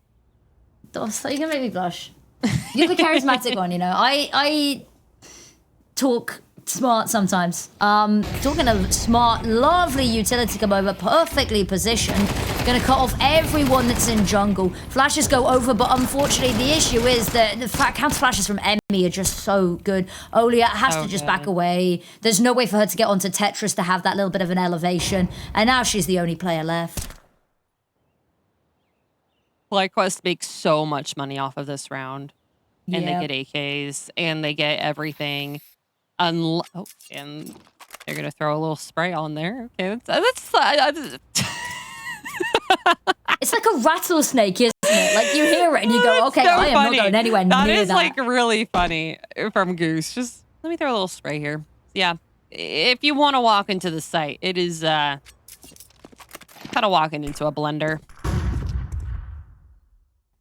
Yeah. Yep. Oh my gosh. AKs for everyone except BB. Fortunately, because Olia's still alive. Because Olia's still alive. It would even have been an AK, It would have been an A1S. But that bomb getting dropped in the way it does means there's not even a chance for Olia to pick it up and try work her way over towards B. It's really nicely done. The limited utility they had, the flashes were amazing because the utility goes over, it blocks anyone that's jungle, but because they haven't been able to get out of ramp and palace, it means that anyone that is jungle can actually just walk through those smokes with a layer of and sense of security. The site's still under their control, which means they can all just reinforce this. The weapons, I mean, Olia did a good job trying to keep them off them, but there's no way that realistically she could have stopped all of them picking up her fallen comrades' arms there, but Tech Ball's coming on through at 8-8. The scoreboard has been incredibly tight. It's been very nice to see Waves putting up a fight like this. The limited utility they had there as well is the flashes that go over the counter flashes and the Molotov, because not only are they running through the Molotov and sustaining damage, which when they're up against the pistols just makes them so much easier to farm, it stops them jumping up onto Tetris and having that elevation where they can look down on the site and figure out where the remaining players are. Absolutely. A little bit of a tech pause here for now. Yeah, it looks like they're running with the full AKs, not bringing the op out quite yet for Emmy, which I think is good, just because it's been so back and forth. FlyQuest literally do not know what to expect from this next T round, or they probably do, but don't have an exact knowledge. Like, Emmy could go someplace and then just get completely overrun, not being able to completely use that op into a place where it's needed or even wanted at this point. So keeping those AKs, keeping the money in check, just because it's been so back and forth, is very important for FlyQuest right now. But I love this as a Waves believer. I love this. This is a really good scoreline, especially with the one map underneath their belt so far. FlyQuest have to be like sweating right now. Well, I mean, they're the first team to take a map off of FlyQuest. This is actually only the second series that they've got a chance to play. Of course, last week they were meant to play versus Little Box, and that ended up being a forfeit win due to Little Box conflict of schedule. So this is actually only the second series they've got a chance to play. Is that Goose Breeder with a blanket? I think they're blanketing up. Sad. I love the fact that we have a It's Marie. Sorry. We have them all on land here, but it's sad that we don't see Bailey. We don't see Bailey behind. Yeah, we don't have. I think Emmy Goose's is not dog. with them. Okay, we don't have Goose's dog affinity. That's what I'm trying to say. I'm sorry. There's so many ESL Impact pets this season, and I'm here for all of them. I'm actually looking at. Sorry, Goose and Emmy are playing from home. I just had an update on that one. Wait. So it's 3 of them are on land. Soon. See Bailey. But I'm actually thinking of bringing my own. I have a dog, but the dog doesn't come into the office. But I've got an axolotl on the way. Wait, like an actual one? Like no, I'm getting a fake axolotl. No, a real one. Really? I'm adopting it off of some friends, and yeah, its name's Bilbo, God. like from Bilbo Baggins. Yeah, like Bilbo Baggins, and he's very stupid. He's incredibly stupid, actually.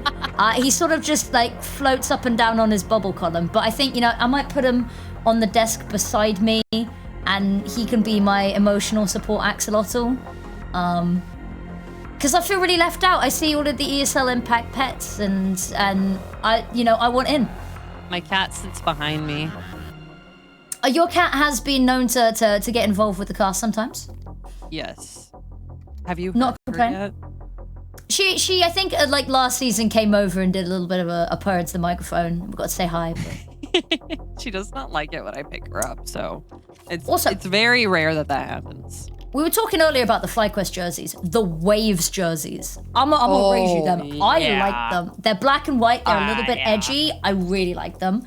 And I think they're so easy to style with the headsets as well. Like, Bezdaria here, the headsets match. It's amazing. I want all of the ESL Impact jerseys. Just give me them all. Give me them all. Yes, spend all of your money. What money, Apples? But talking of what money, Waves are going to be on an eco by themselves here. And there's going to be a Tech 9. There's that one saved rifle that Olia clung onto like a very small life draft in a very vast ocean that was last round. The rest of the team, AKs all round, spoils of war for FlyQuest. It looks like they are going to be tested over on this B site. Kira out early, has managed to jump down, but is in the smoke. Marie, is she going to notice? HE gets blown open. She hasn't spotted, and Kira's going to be able to, Kira's going to go down here. Actually saved her teammate there, Bibia. Olia's here. Goose's eyes on it, but quick shots from Olia. At least people going to disrupt a little bit of that CT rotate. Waves, they're just dodging everything left and right. At least Emmy is here over in CT just to get scrapped. A nice trade, but site's not completely theirs quite yet. Olia has to take these fights, but with 18 health, it's a little bit difficult to do that. Sakura, MP9 picked up, bomb planted, BB crossfired. All down to Sakura, all down to the MP9.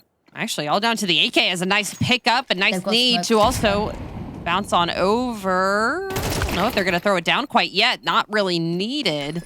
They did throw it down. I'm lying. I thought they were going to... I thought they might potentially throw it over to Ticket Booth just to provide that extra layer of security. But no, I mean, just drop it on the bomb. The Ninja diffusers haven't quite been successful yet today, but... They across the board this ESL Impact season, we have seen some absolutely squeaky rounds with how tight they have been with these Ninja defusers. Olia, I mean, puts up a good fight. She gets into a lovely position, but the issue is Bibian rounding the corner that quickly and dealing with her means that there's just not the numbers. There's not the pincer available to apply the pressure. Ooh, Emmy doesn't quite get a line of sight, but I think they are going to send Goose Breeder into mid through their own smoke to have a look. And actually, Bibian wants to look from Catwalk. Mid is completely under control, whether or not Emmy is there to have a look. Which is interesting because previously they have not really put that much pressure on mid. FlyQuest changing this up like in the middle of this game on their CT side is big disruptor here for Waves. They are going to back up just for a little bit, trying to keep their lives here, not thinking that it's quite worth it to fight too much. Having that space and knowledge that Waves was trying to fight into mid is everything needed. Bezdaria is just going to be hanging out in underpass. Goosebeard did see her before. We spoke for the window, able to find Emmy with her back turn as Soccer is actually going to help in tandem, taking care of Goose. Now, two players here on Cat. I think they want to fight this angle, but not much utility to do anything with as B is already being taken. Marie Bibian is going to get at least a couple, but Sakura in mid was doing so much for the team. 2 kills on her back and all down to Vanessa, able to find something through that smoke, but this is a retake that she has to get done now if she doesn't want Waves' round wins to get out of control. Yeah, this is a very difficult one to try and weasel out, especially Bezdaria in Palace. Sorry, in Apartments. Palace, wrong site, British showing. I think they call that Palace in the UK, if I was wrong. We Palace is in the UK. Some people call that Palace, but Palace is on A site. Yeah. But that round, I think, we talked a little bit about it, is that we're seeing FlyQuest at the moment play a lot more of, sending Goose up mid. And they haven't done as much this map. But over, recent contextual other tournaments, all that, they like to be, quite heavy into mid. The issue with that is when they send Goose up mid hunting, we talked about how often it's 2 players. It'll either be, at least it's Bezdaria, but often we'll also see the likes of Sakura go and push underpass. as well as heavy presence top mid, means that any player that is caught being aggressive and proactive in mid is going to get heavily punished regardless, especially if Emmy has already been taken down or is smoked off. Ooh. It's a good opener. A really Lovely good opener. and that is something that you need to do against waves to get that round in your favor here.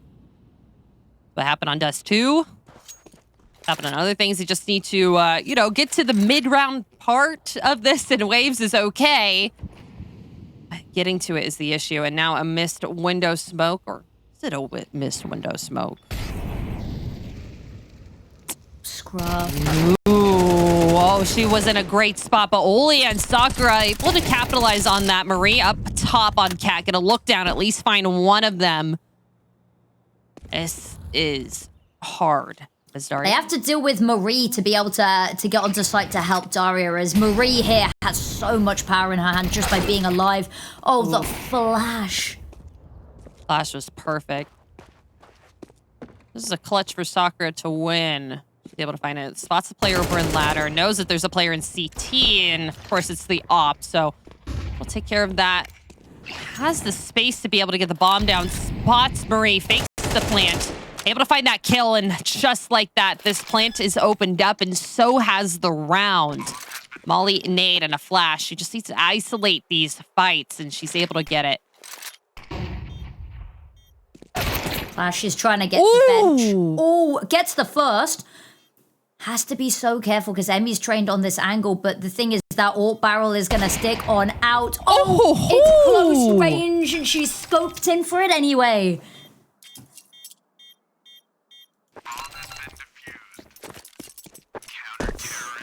What a round. What a clutch there from Emmy. That's such a difficult round to win. A lot of people, you'd see they're switching to the sidearm because the AWP barrel gives your position away. Especially when it's been a couple of seconds, you don't know what they've repositioned to. Are they left? Are they in front of you? Have they pushed forward to your right? Being scoped in gives you such a limited field of vision. You've got so limited time to react as well with low HP. So, whew. Everyone take a deep breath. Everyone take a deep breath. That's what FlyQuest is doing right now at this timeout. I'm stressed out. My blood pressure is rising. This is so good. And I think this is like the first time in a while that we've seen FlyQuest have to match energy with their team so heavily on Mirage other than when they're playing Shimmer, which is incredible sights for waves. Incredible that they're able to stick it here, keeping it within a round over and over. Yeah. Yeah. Nothing really more that I could say about that. I think the sound sums it up perfectly. Just Tech9s, they're going to want to rush this A site. The flashes get caught on their own flashes a lot, and it's going to cause some problems. Marie's going to peek on out. The Goose Breeder, legendary flashes. Reign Supreme again. sckrafft managed to find a huge timing to... and ducked back into the smoke here. Can't find her quite yet. Oh, Sakura. Ooh. She just needs to wait. She just needs to wait for Emmy to rotate off. If you peek this now, you're dead. Oh. And oh no! Or she misses it. Nade! Oh my! Okay, this is right back into her hands. Need to meet up with their teammates though, because if Sakura goes down with the bomb now, then it's gonna be very difficult to retrieve.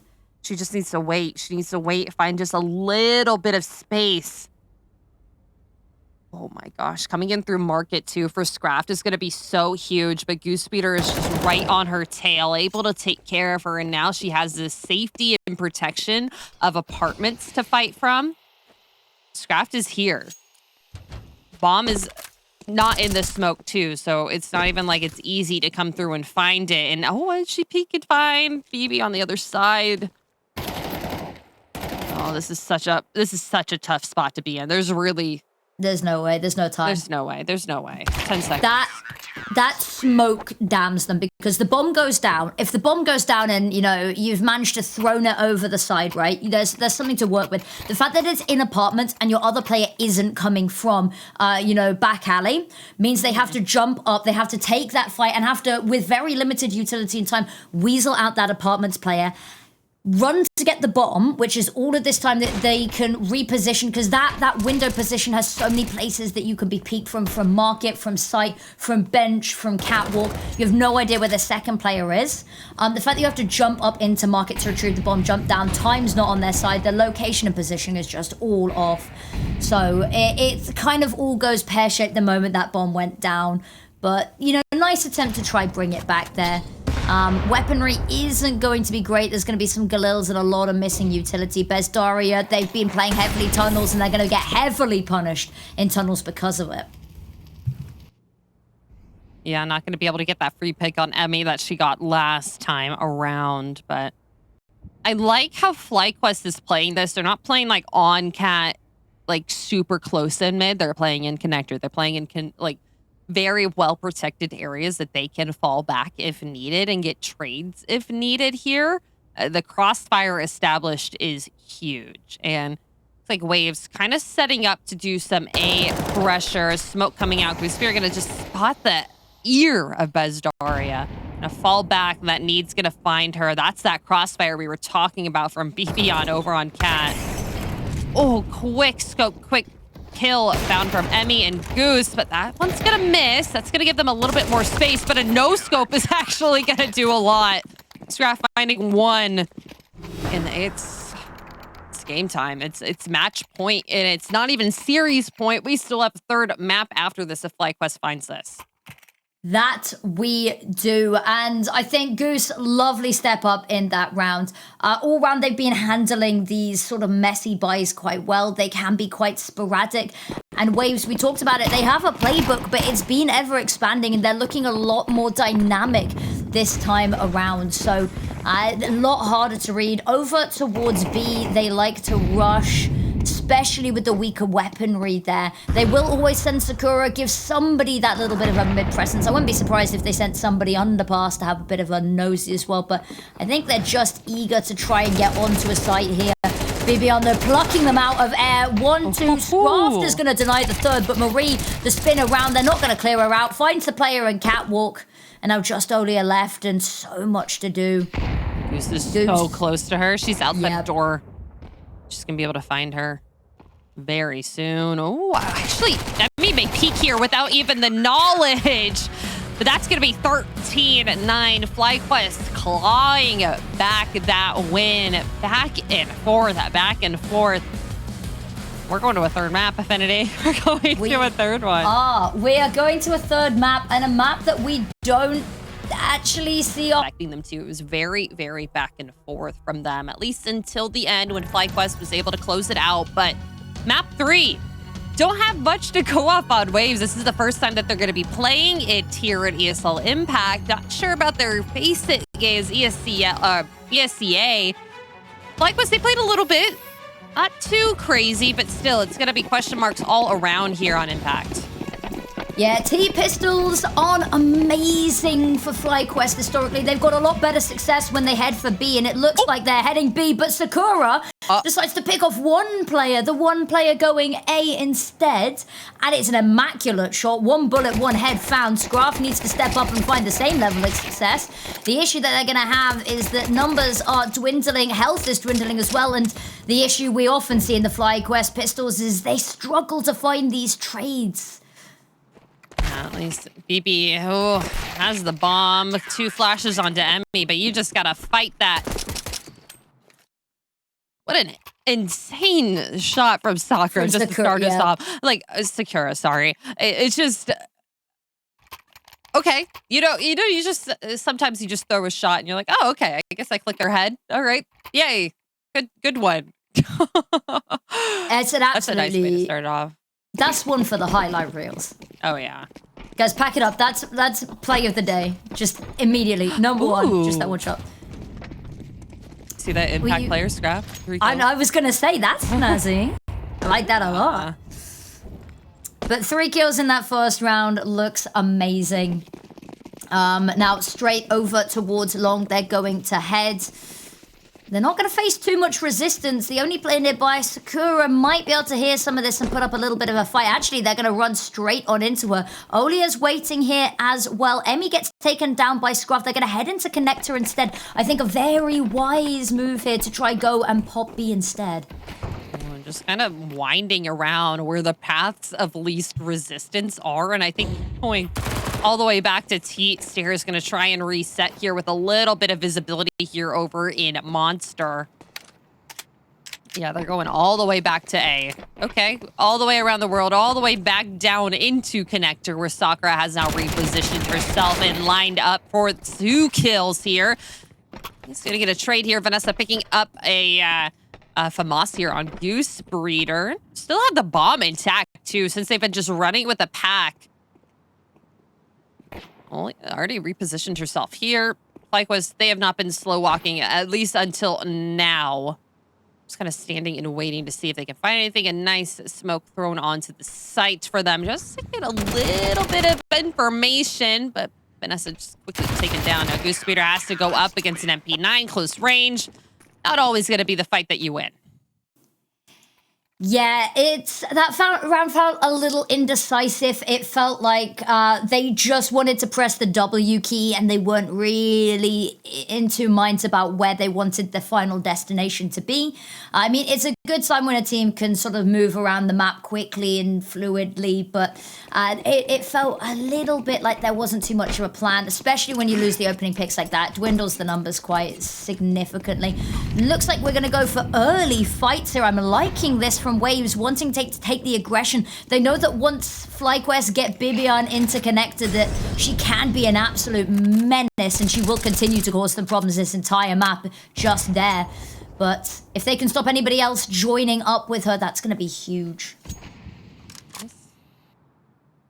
Keeping her held back in connector for the time being, just kind of seeing if she can find anything or just holding that space for a rotate for FlyQuest. Just kind of sitting and holding, waiting for Waves to get aggressive here. Flash into short, gonna take this space and taking it well. Goose Breeder gonna be the eyes down into the monster, and a smoke coming out from the CTs is gonna make that a little bit harder. Short is theirs though. Definitely a very important spot to have control of here. I'm so happy Overpass is back, man. I'm so happy. Same.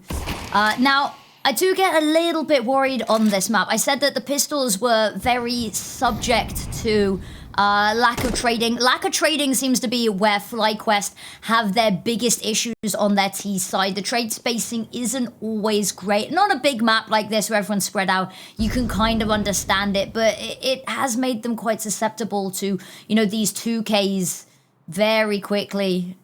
Ooh. Now they've got Vanessa with the bomb, split up from the rest of them. They really need to get rid of Kira. Actually, they forced Kira off at the angle. She's good for one. The trades do come through, but Bezdari and sckrafft managed to find picks of their own 3 versus 2, and that bomb has been dropped in a very uncomfortable location. Oh, yeah. It's going to be up to Bezdari to hold that, and the time goes out. FlyQuest just whittling it down.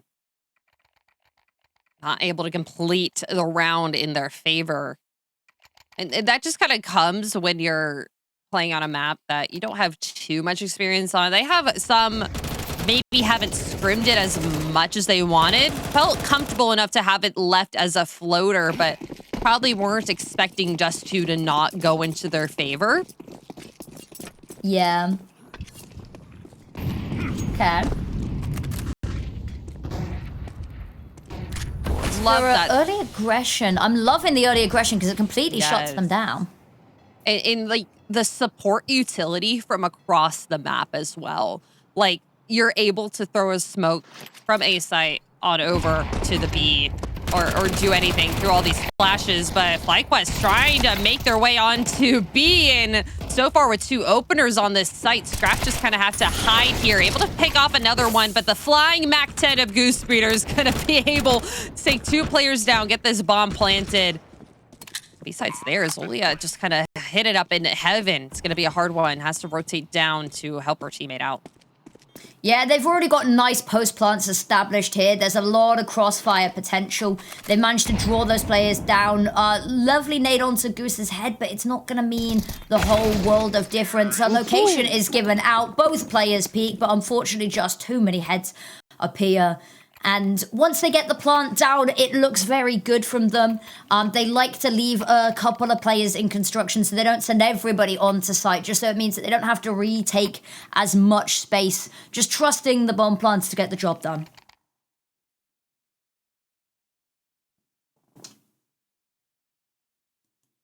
Timeout being called. I think nice. They've got a round, figure out how to capitalize off the back of it. One thing I am really hoping we'll get to see at some point soon is that Emmy likes to AWP a lot on this T side. Yeah. And I think it's going to be the perfect answer to the Sakura aggression, because when Emmy's AWPing on this map, she likes to go and hold that, early playground control and take that early mid control, which is where they're losing those opening duels to Sakura. So if they can get a nice flash over, they can get an AWP in Emmy's hand. She likes to play the perfect position to counter where Sakura's been really making it hurt. Oh, absolutely. Absolutely. Olia does have the op out this round, which I'm excited to see where she decides to place that. It looks like she is going aggressive with Sakura over on this A site right now. Kind of teaming up with this.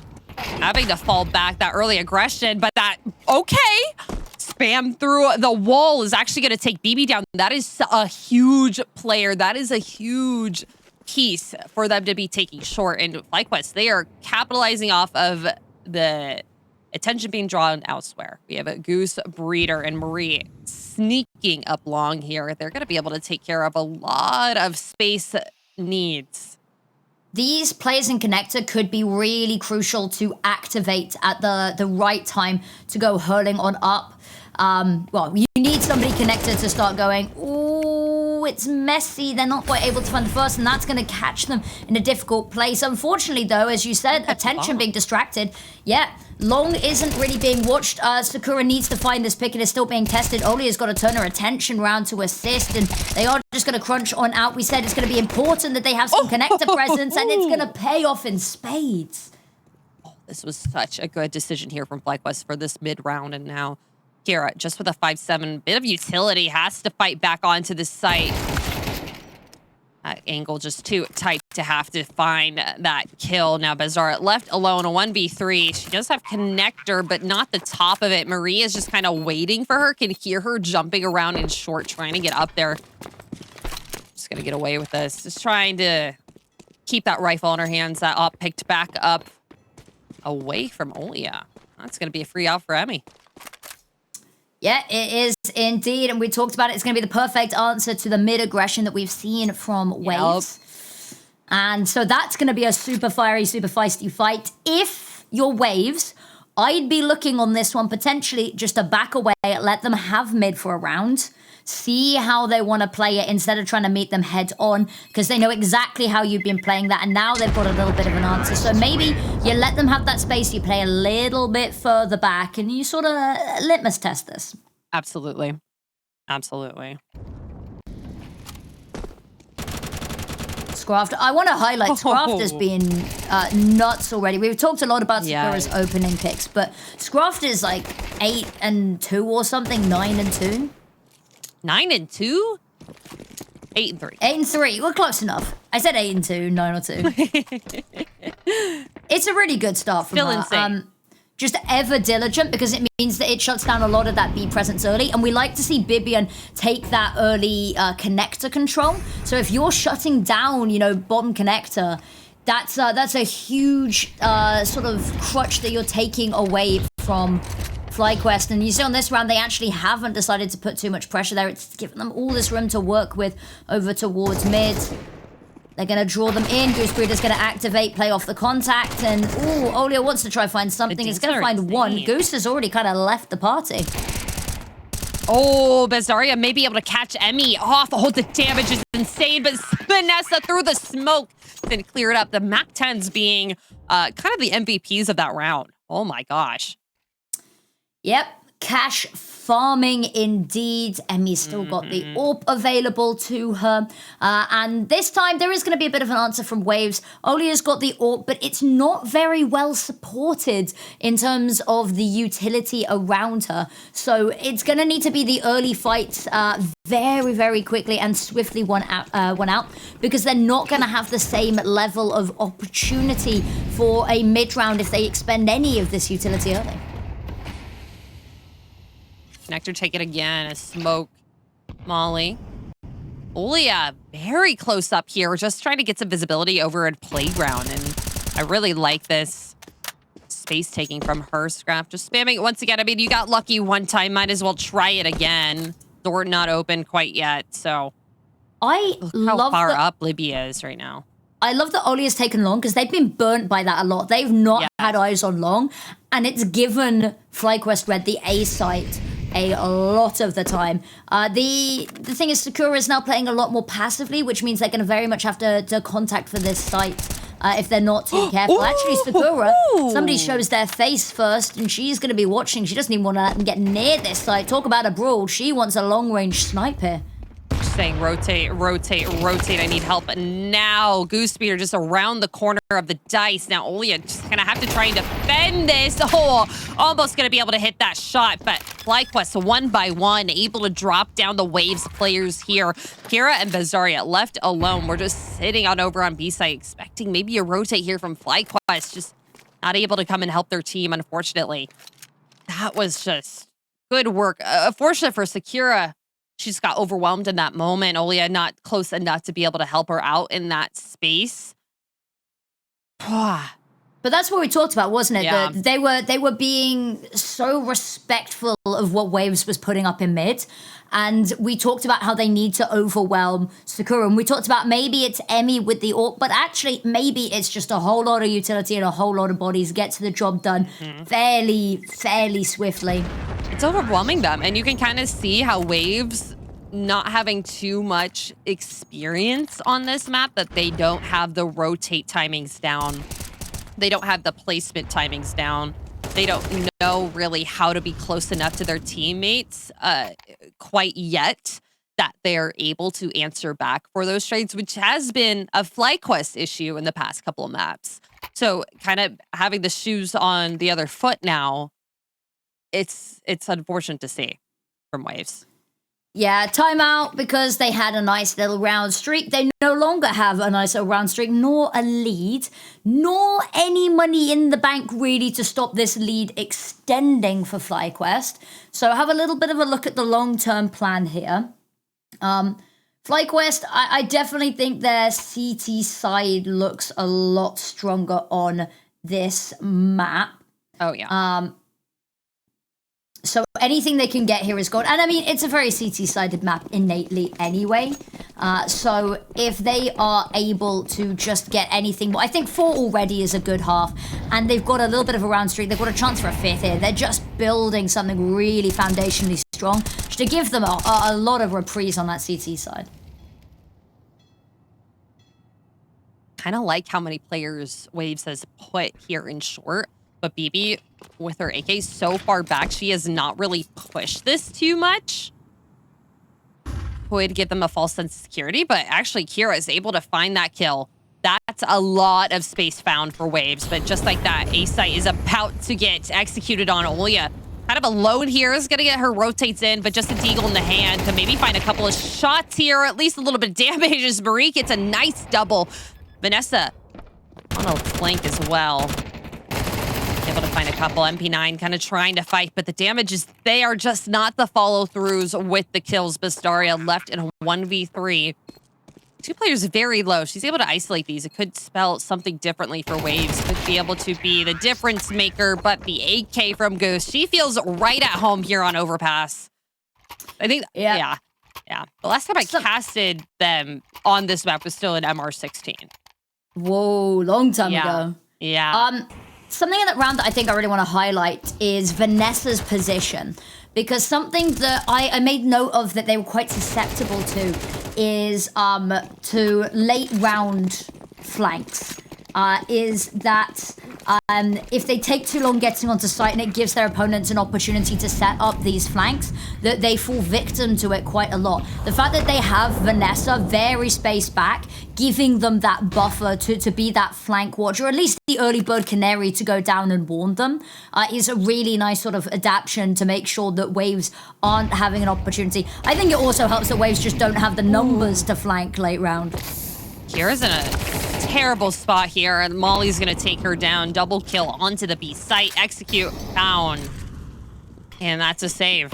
That's a complete save here for Wave. They just gotta get away from that. That smoke might not have landed where it was meant to. No, and the reason that I highlight that is that FlyQuest are doing really well right now. So we've got to find like a balance, right? We're criticizing Something waves. wrong. We gotta. We've all done it, you know, cosmetic smoke. It's for fun. Exactly. See what it looked like over there. I mean, shadow. Vanessa's got 12.5K in her bank account, for Christ's sake. I mean, it's not like they're at any loss for cash. No, they'll be able to. They could throw all of their weapons out of the map and buy smoke. again. Like, yeah. It also makes them quite dangerous because it gives them the opportunity to hunt, but we don't see them do that a whole lot on their T side. Is they're not particularly proactive in trying to hunt those weapons. They get the bomb down, they like to stay fairly nearby the site. Don't want to get too ahead of it. Especially if Waves decides to ninja defuse or anything like that, which we have seen them try to do in this series.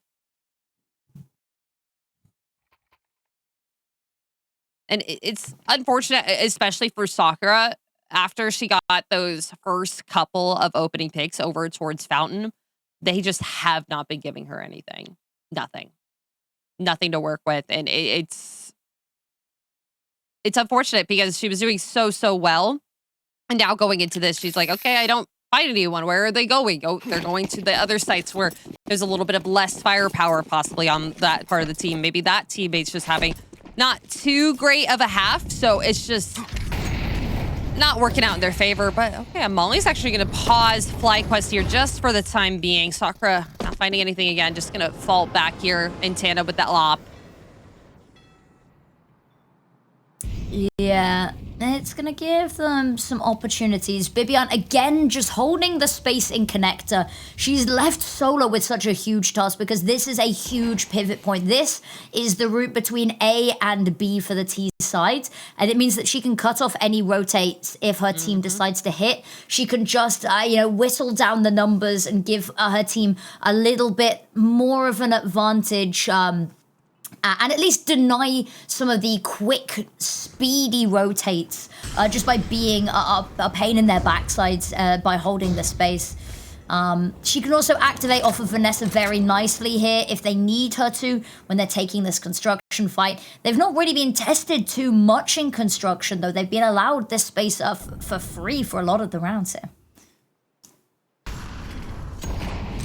FlyQuest doing a lot of space holding here, making Waves use a lot of their utility, a lot of their smokes. And now Vanessa coming out of Monster, actually going to be shut down here from Bazdaria. Opening fight found, but quickly a trade done on the other side of the map as they start to activate towards A. Up on it. Oh yeah, finding one.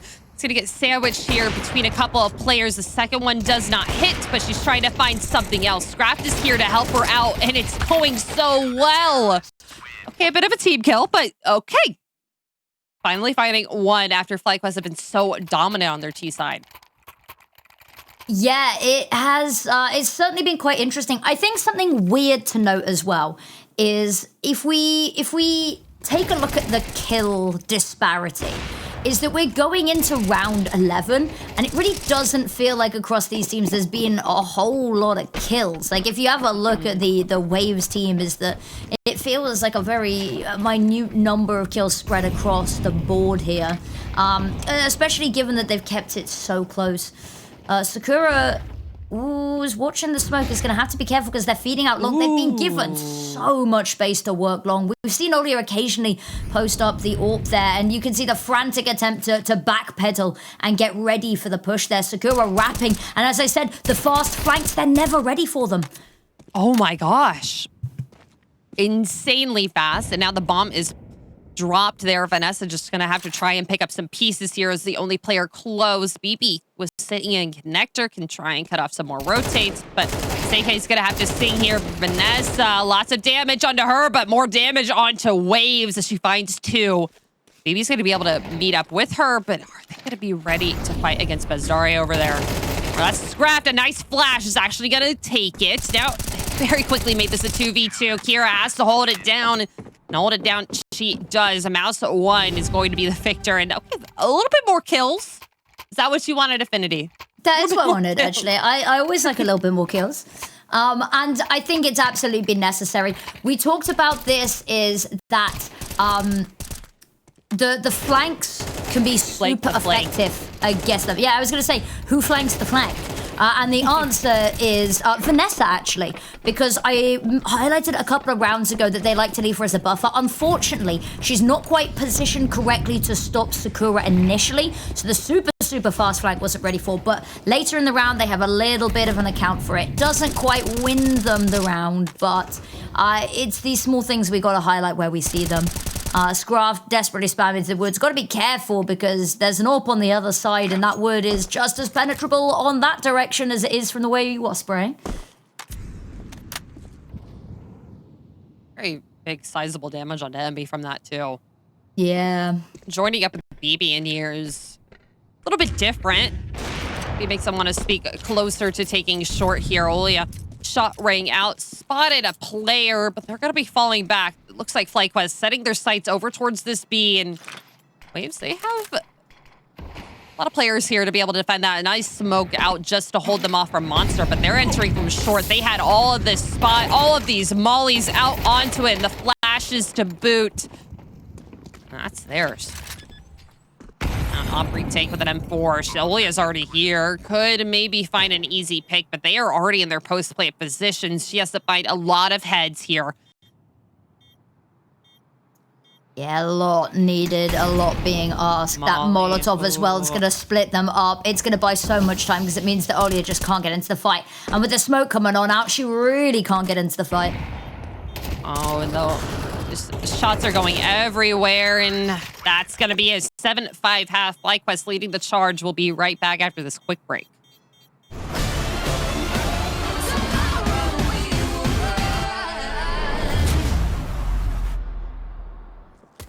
a.m. in the morning, and your anxiety's calling.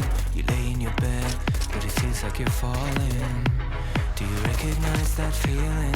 The demons under your ceiling, when everything hurts and nothing is healing. Yeah, I don't even wanna be awake, cause every second that I live is like a wasting. Can you help me start to replace all the memories that stand in my ways? You know what I really hate the most is that happens to me is like a ghost. It's so far away, I only wanna be okay. Tell me, why should I stay away? If only dreaming can erase the pain.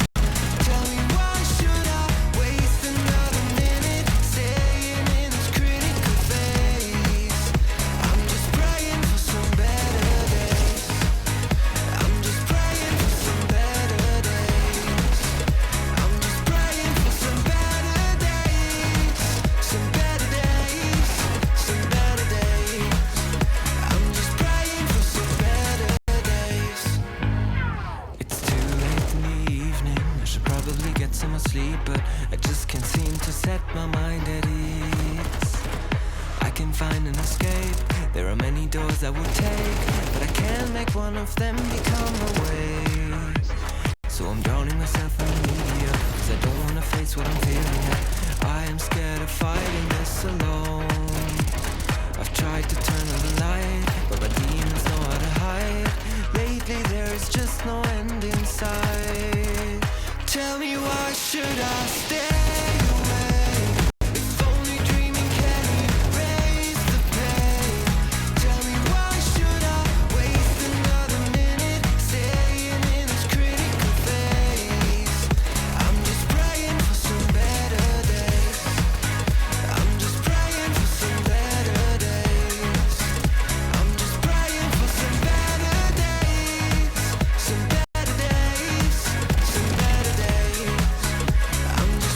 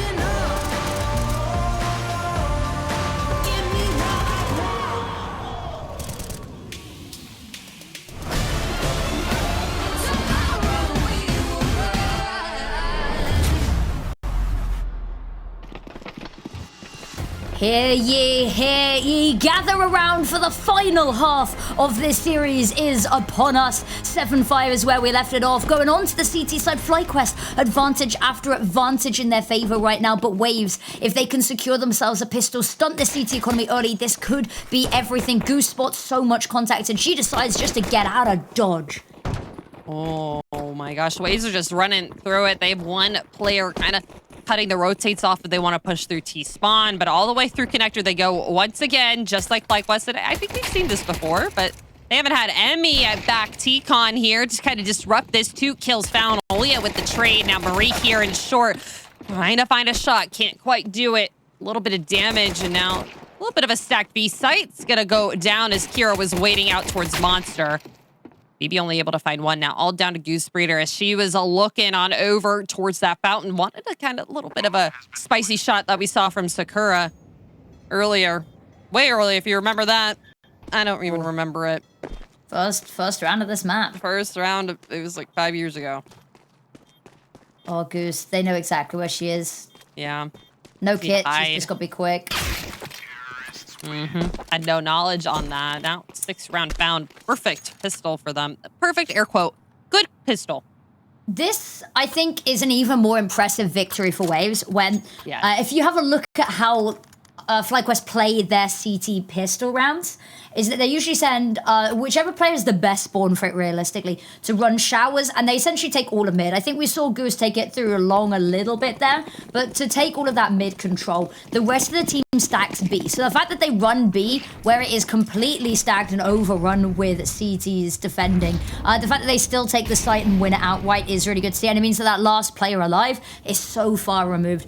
Bezdaria, I love this, and that extra Molotov is going to be brutal. They decide to run off through it. They are burning to a crisp, and Bezdaria is the perfect weapon to mow them all down. There's one trade Marie, but it's way too little too late.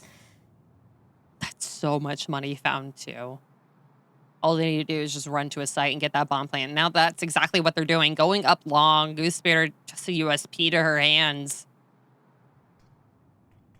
Here's the smoke spreading down. You can hear this. It's going to take her time, making sure that Marie can also get into long, into position so they can fight this together. Here's sckrafft above her. So maybe can find the head. Lots of damage, but not the kill. Marie finding some money here.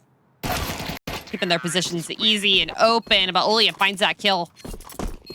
Insane from Bezdaria. That was great connector control. Just falling back when you heard all of those footsteps. I also think it's cool to highlight where Kira was playing there, is that she was lurking around down that B site just to swipe up anybody that was trying to save anything. They know that a Mac 10 got passed across, and maybe they really wanted to make it hurt financially. Alternatively, it just means that you have a little bit more of a wariness of anybody who's going to be pushing up from that B site to try and retake, but huge numbers advantage. Sakura was a menace. True. We have a glass cannon. We do indeed. Emmy is gone out with the AWP. No armor, a single flashbang, and is going to, unfortunately, be in completely the wrong position for the initial action, but she may be able to rotate in time to have something to say about it. Actually, choosing to stay on that upper site right now, not being apprehensive with the rotate. Waves is walking onto a very stacked bomb site right now. The flashes are blinding both Waves. And okay, there's a lot of smokes going on, but FlyQuest doing the better of the trades right now. Bomb is dropped. Sakura just trying to spam through the smoke, is able to find 2. Still one player here on the site that isn't accounted for. BB just around the corner, able to stop the plant. Plant is done. Sakura has to fight this 1v2. Still a player coming in from Graffiti as well. Has to play this slow and smart. Does have a flash in her favor. I'm liking the angle she's taking, though. Is able to be able to see if there's a player walking on catwalk, but I think they just slip her visibility. Marie's able to find it. I don't even think they're going to be able to grab that off. Unfortunate. That's a lot of money wasted. Yeah, it's a difficult one. We talked about it, the glass cannon, and unfortunately it does shatter, but not quite in the way that loses in the round. It just means that they cannot continue to hold on to it for now. Sakura puts up one hell of a fight here, but ultimately it's not quite enough. I am loving what I'm seeing coming out from FlyQuest here. We've seen them play a little bit scared, a little bit passive at times during this series. This is a team that's looking a lot more emboldened. On the CT side of all things, on the T side, it felt that they were a little bit wary. I know that Sakura had her thumb on mid the whole time, so they were kind of avoiding the issue a little bit. Now that they're on the defensive side, they're really eager to go on the attack. My cat's screaming at me now. Just like, why are Scream you back. awake? Meow. Meow. I don't think you win this fight. Meow. Now, I think we've just got a very small tech issue as we go. It's already been fixed. Mic issues, but speedy one there. Heard your cat complaining that it was getting late. Both of these teams have just had a very lengthy series all round here. 39-39. And this one is, they're neck and neck at this point. Nobody's really pulled away, which means opportunity for this to go even more the distance and, you know, break the curse of 13-9. Ooh. Dodges the molly there. I was going to say, very tactful. You know, Yeah. off on our tippy toes. Yeah. Not going to be particularly challenged early on here. A lot of space given if waves are confident enough to take it. They're just kind of wary about it quite yet. Afraid of what's lurking around the corners here from FlyQuest. A little bit of utility just to clear out a couple of angles that they were unsure about, especially that smoke here in front bathrooms has a lot of question marks around it for them. Has the connector control, though, so they could kind of regroup and take their sights elsewhere, but I guess they're already pushing here over by bathrooms. They could get kind of kicked in the butt, so to say, if they decide to go down. Marie is going to get a little bit of visibility here and could probably get a kill or two. It's able to spot Sakura as well on the other side, but not going to get that kill. Just has the information. Oh, they're kind of dancing back and forth, but that is really good control for FlyQuest to have right now. Yeah, absolutely insane position here. Bezdaria has to push on forward, finds one as well. Is going to bait out all of the information. Unfortunately, gets caught switching to the A1S. Olia, lovely pick, but you can't help but feel she's grasping at straws here. Marie, lovely position there. And that's the benefit of Connector, is the amount of control that you have just generally. And it gives you, especially when you know there's only one or two players left, it gives you so much opportunity to herd them, shepherd them exactly where you want. And then additionally, you know what? Throw a curveball, throw a flank at them if you want. Exactly.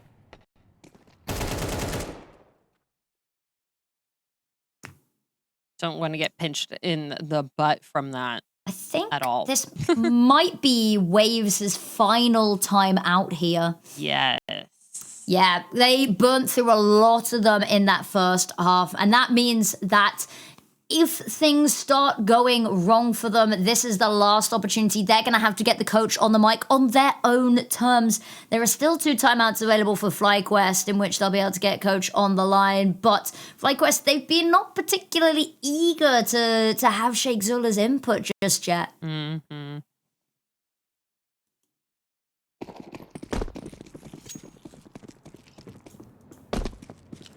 Still in anyone's hands here. Still not too late here for Waves, but it's just going to be a pistol round for them with 1 flash. Oh no, that's a decoy actually. Stalking through the smoke. Could be interesting depending on how FlyQuest plays against this, if their anti-eco is well set up here. Marie could be the first to kind of come into contact here. Got support from Emmy as well. And Yes. Goose Breeder, who's watching long but could pivot easily enough. Are they going to clear? Oh, they don't clear Marie. But they get that kill, they get that trade, and they have an AK now onto Sakura, which is kind of insane. Still going to be in contention. Goose Breeder going to find one, and all down to sckrafft. Is able to pick up the AK, but shots are just way too quick here from FlyQuest. Not able to set anything up that is really impactful quite yet. Impact. Yeah, I think, ooh, I see what you did there. It's in the name. But I think that something that's quite interesting to see is how hesitant waves were to rotate quickly.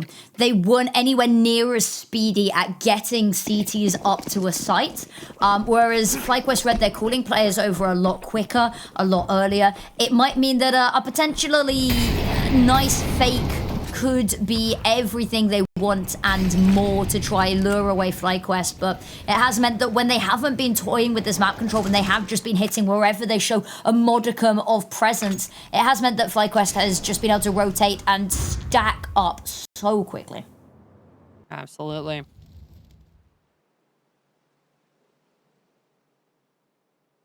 Not playing too aggressive here from Waves, just Kira sitting at the smoke over by Monster to see if she can pull any attention on over.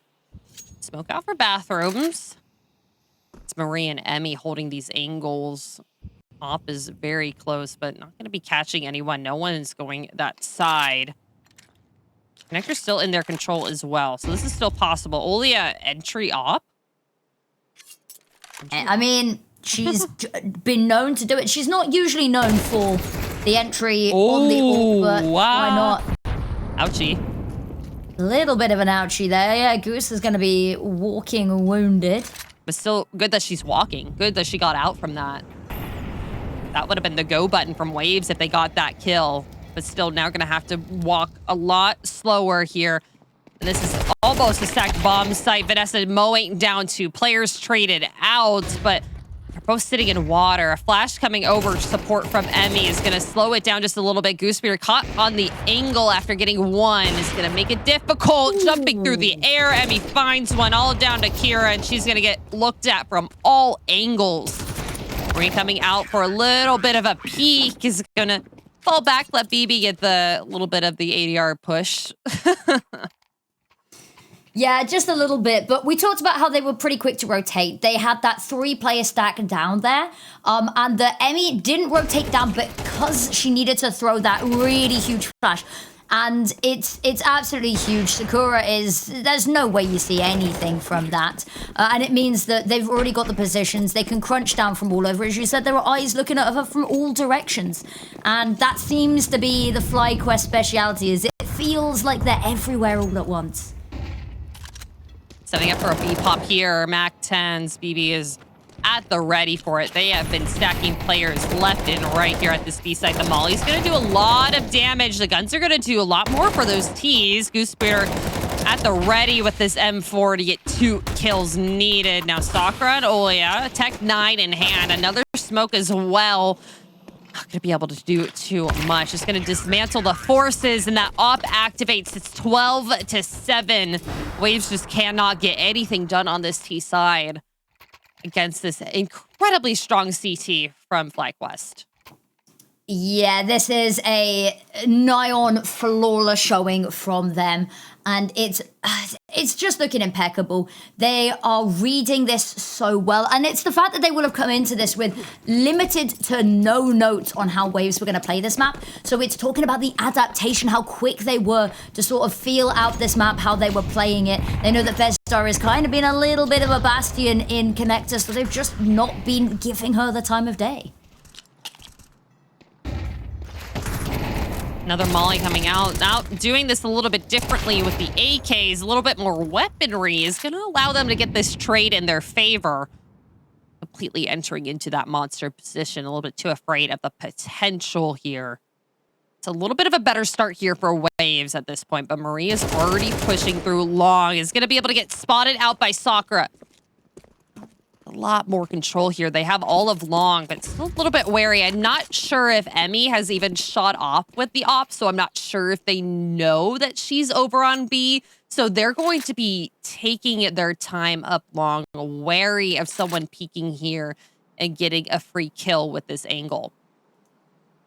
Yeah, I mean, Long has been kind of left to its own demise on both sides, realistically.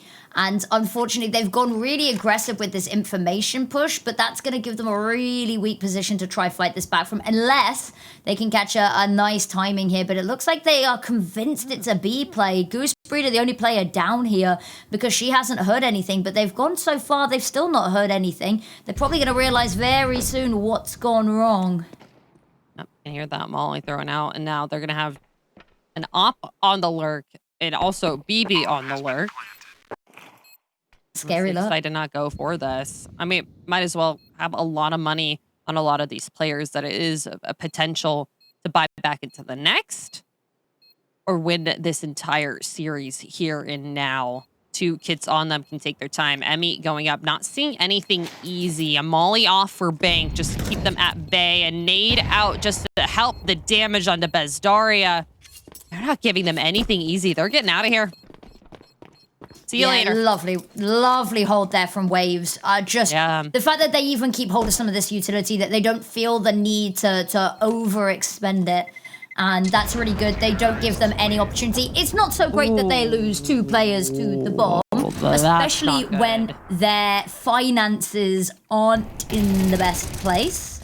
They are still in a fairly volatile place. And to make this comeback, you're going to need to be wary of them because you still got 4 more rounds to go. And you need to think about it, is if you're making it expensive, it means that they're having to rebuy. They're going to be missing bits of utility. They're going to be on Galils. So we shall see. Early out into mid. Marie's waiting, knowing Bezdaria likes to play this position. Nothing going to be shown too early, so she's just going to fall back, fearing for her life from Fountain. That's a different angle. Well, that spam through the smoke is insane. The Molly does a lot, but Kira hitting 2 from that after being traded out from the Molly is really, really good. Keep their numbers in their favor, and Bezdaria is going to be able to cut off the rotates from Marie and Connector, not even expecting them to be there, expecting that they're all out by a monster. A little bit of a faux pas not to have expected Bezdaria there. Yeah. A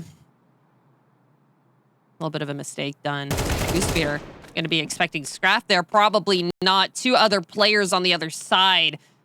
She's still waiting for that con player to come and pop out, and Bomb is about to come in. Emmy's going to maybe be able to support over from Heaven, but a nice shot from Goose is going to keep it in their favor. Maybe another one could be even perfect. Just going to have to hide and wait for her teammate to help her, and now it's all down to Emmy as she goes down. Nade's going to make it easier, but the headshot's even better here for Sakura.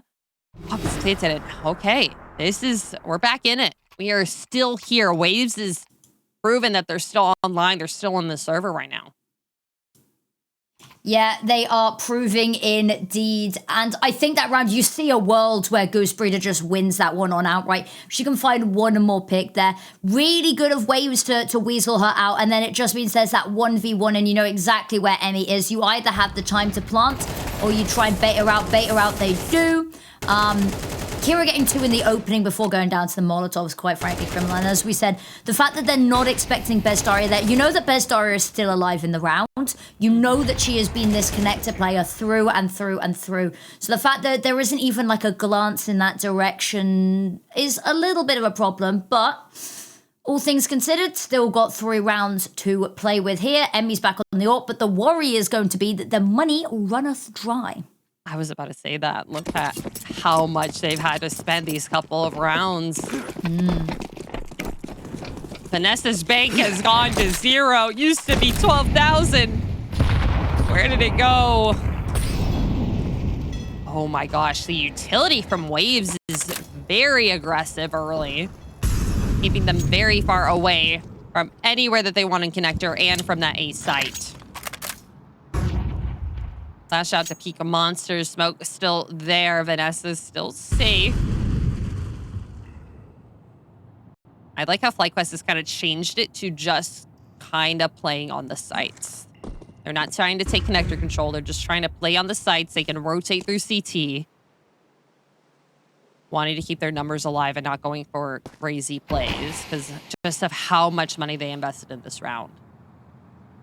Yeah, so much. It has to be now. And you could tell very cautious here.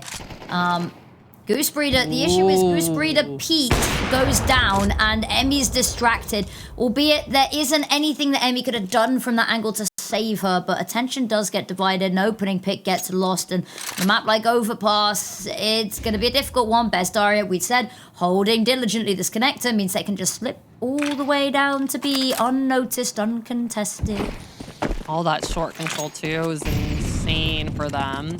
They're going to go and take their sights through Monster because of that smoke, and some Molly's going to be ran through flashes from the CTs. Mac-10 long range, going to try and do a little bit of damage, but BB's going to be the better of that fight. Bezdaria knocked down to 3 health, a nice boost up, but sckrafft is going to be knowledgeable about that. Nade, good.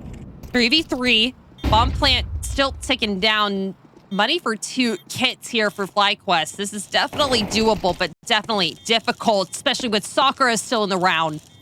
I can't really find anything. It feels like she's starting to back up right now, and that she does. Sakura's on it. 3 kills, and Olia finishes out that round. Double digits from waves, and this is something that we used to see from FlyQuest a while ago, where it's just a little bit harder for them to close out maps, especially when they hit 12. And it's happening again. It's happening, Affinity. It is the FlyQuest curse, isn't it? Is that really good starts looking really good. They buy themselves so many series points, but they just can't quite close it on out.